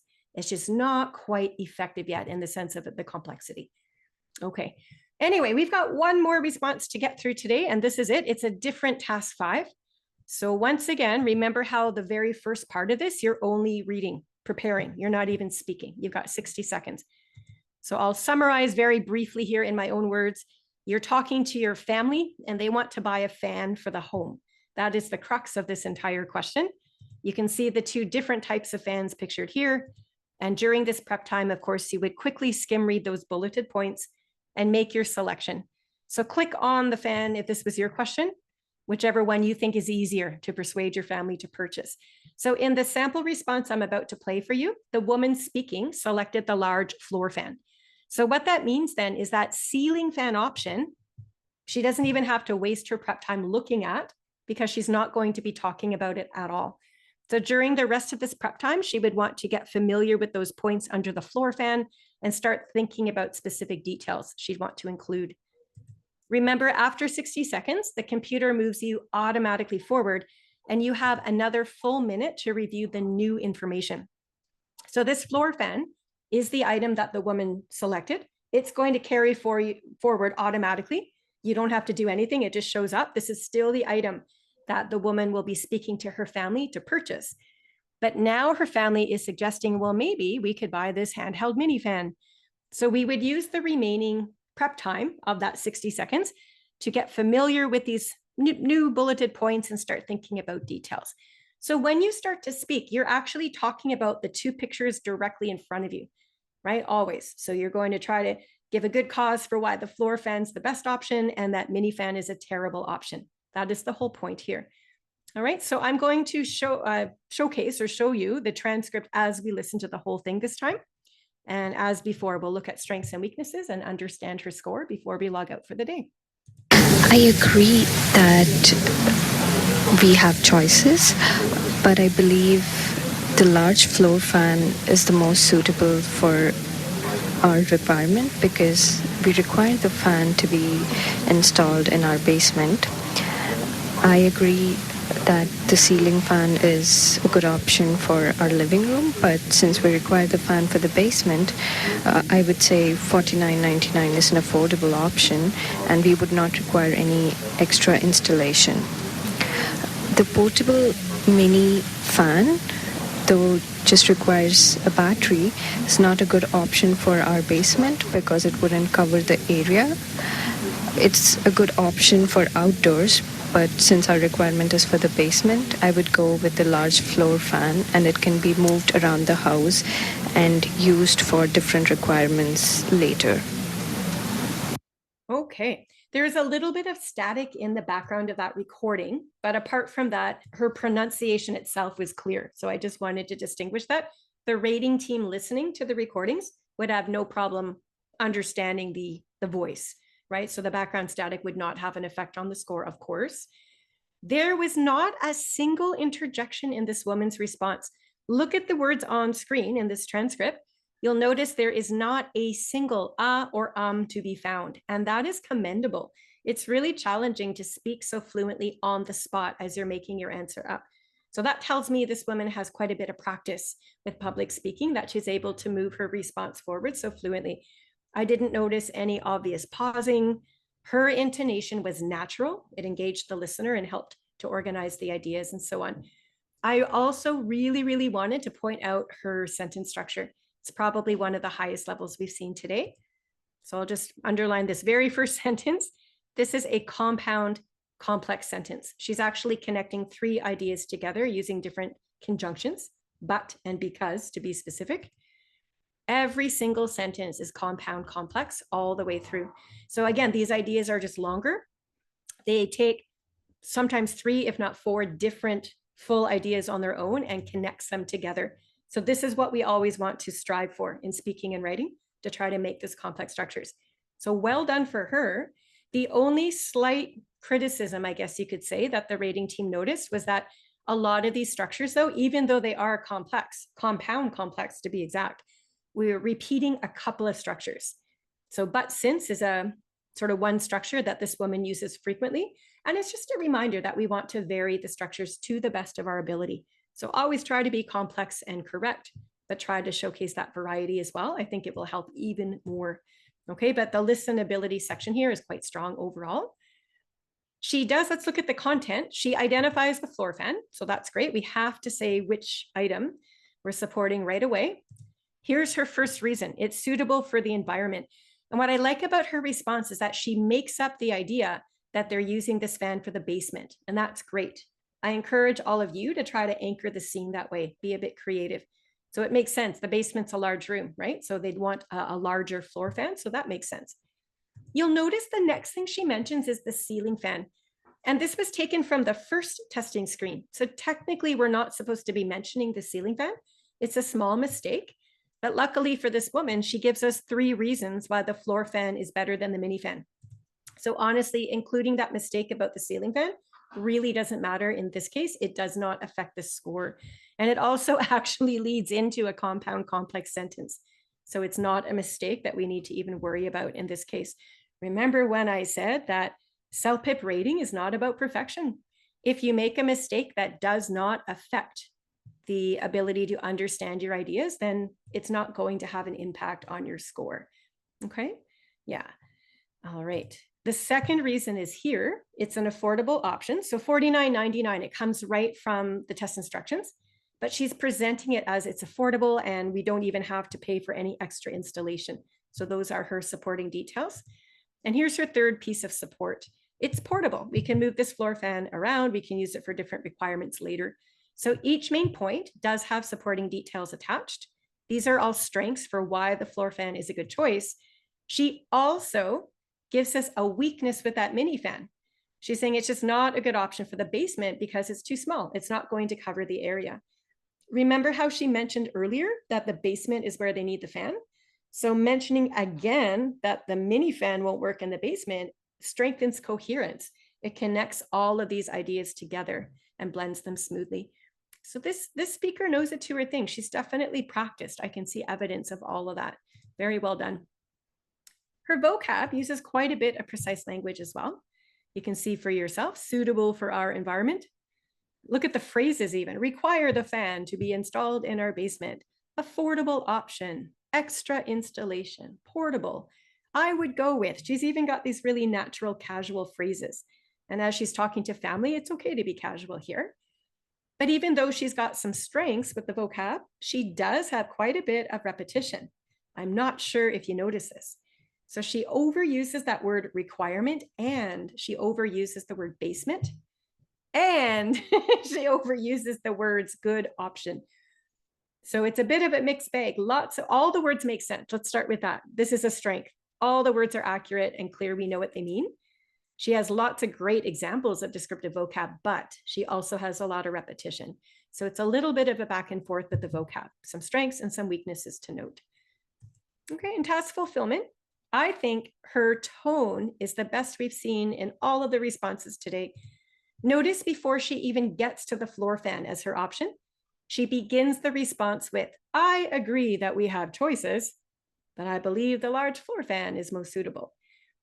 When we're trying to persuade someone to agree with us, we have to acknowledge that people might have a different opinion than we do. So if we can begin by acknowledging the other person and their differences first, like she's done here, and then we present our opinion, we've softened the tone and we've shown respect for the listener. So this is a more upper level ability in tone, and it also creates a better, more complex sentence structure. So by adding that little phrase in, she's actually hitting two different strengths across two different dimensions or categories. So again, she's got some skill that we haven't seen from the other test takers today. And apart from that, she does answer the question, right? She gives us 4 reasons why the floor fan's better than the mini fan, and she speaks for 60 seconds. These are all really, really important from a task fulfillment standpoint. All right, last vote of the entire day. So make this one count. Do you believe this is a level 8 or is this a level 9?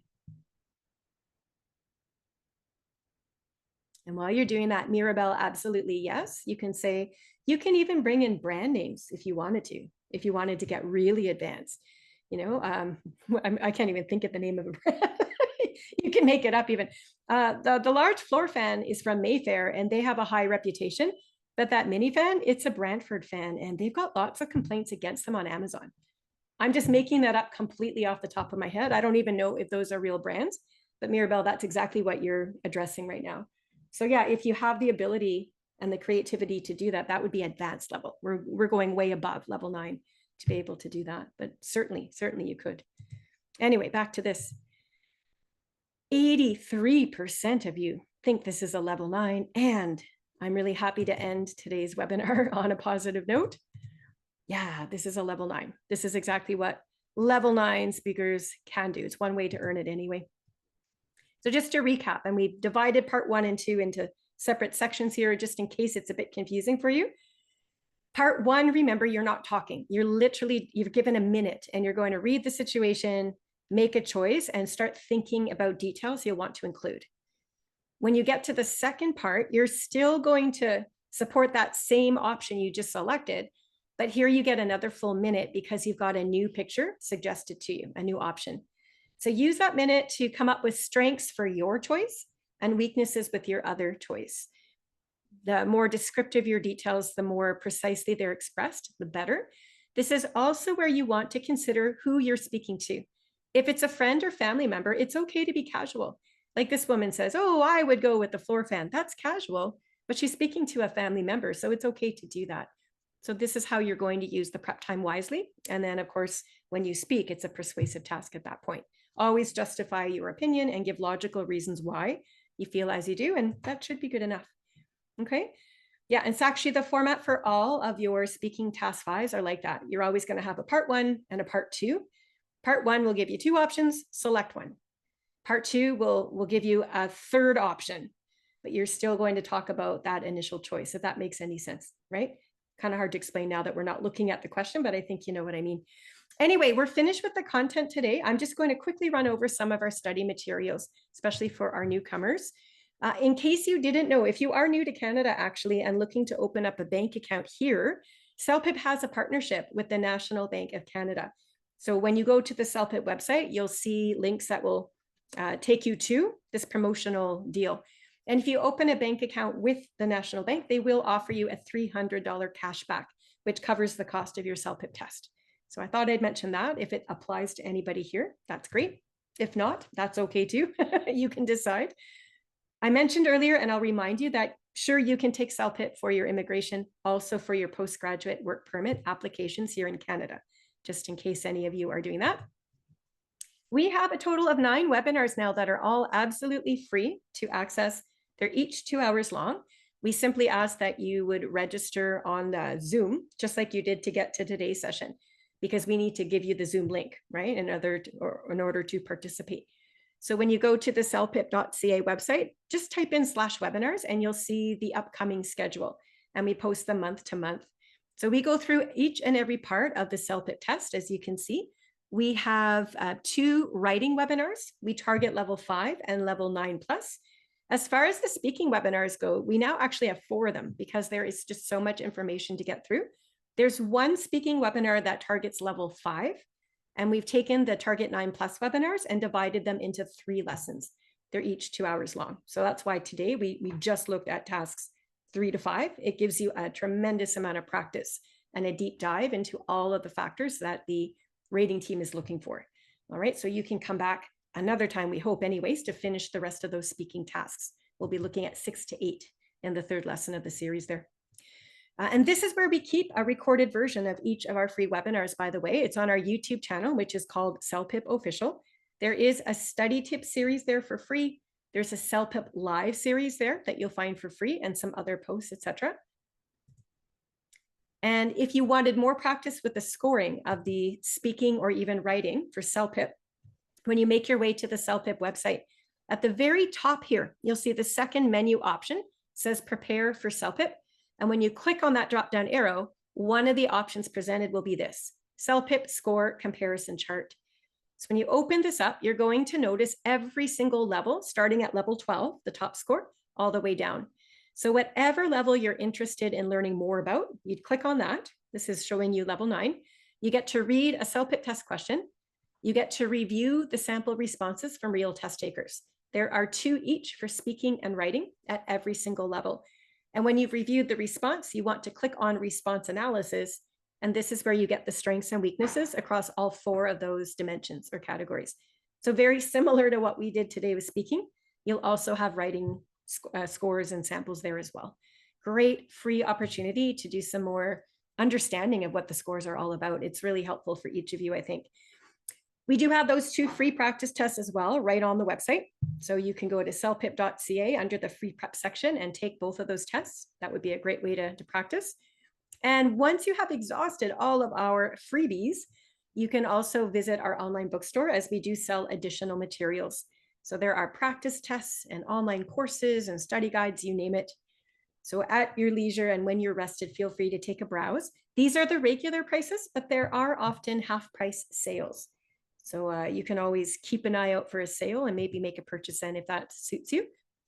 I'll leave you with this slide here. It gives you the customer service email at the top. So it's info@celpip.ca. You can see the 4 social media channels there as well. YouTube and Instagram, I would say, offer the most up-to-date or most current information, I guess, to help you study. We still go live on YouTube every 2nd Thursday for the CELPIP Live series there. So I've listed that on screen for you. A reminder at 9:30 Pacific time, every 2nd Thursday. If you cannot attend our instructional episodes there, you're very welcome to browse the playlist. We always record and upload the episodes we've done in the past. And as far as Instagram goes, we often go live there with different guests, all CELPIP related. The schedule varies widely. It all depends on time zones and availability of our speakers. So if you subscribe to the channel, of course, you'll always know when the next episode is upcoming. You'll also know about the upcoming sale prices for our study materials. We post about that on Instagram too. So have a peek at your leisure when you're ready.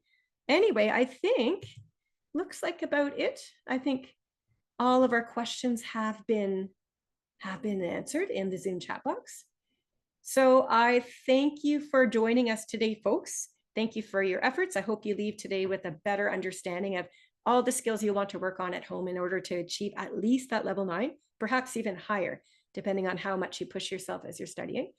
perhaps as well, maybe I'll just see you back for the next live webinar.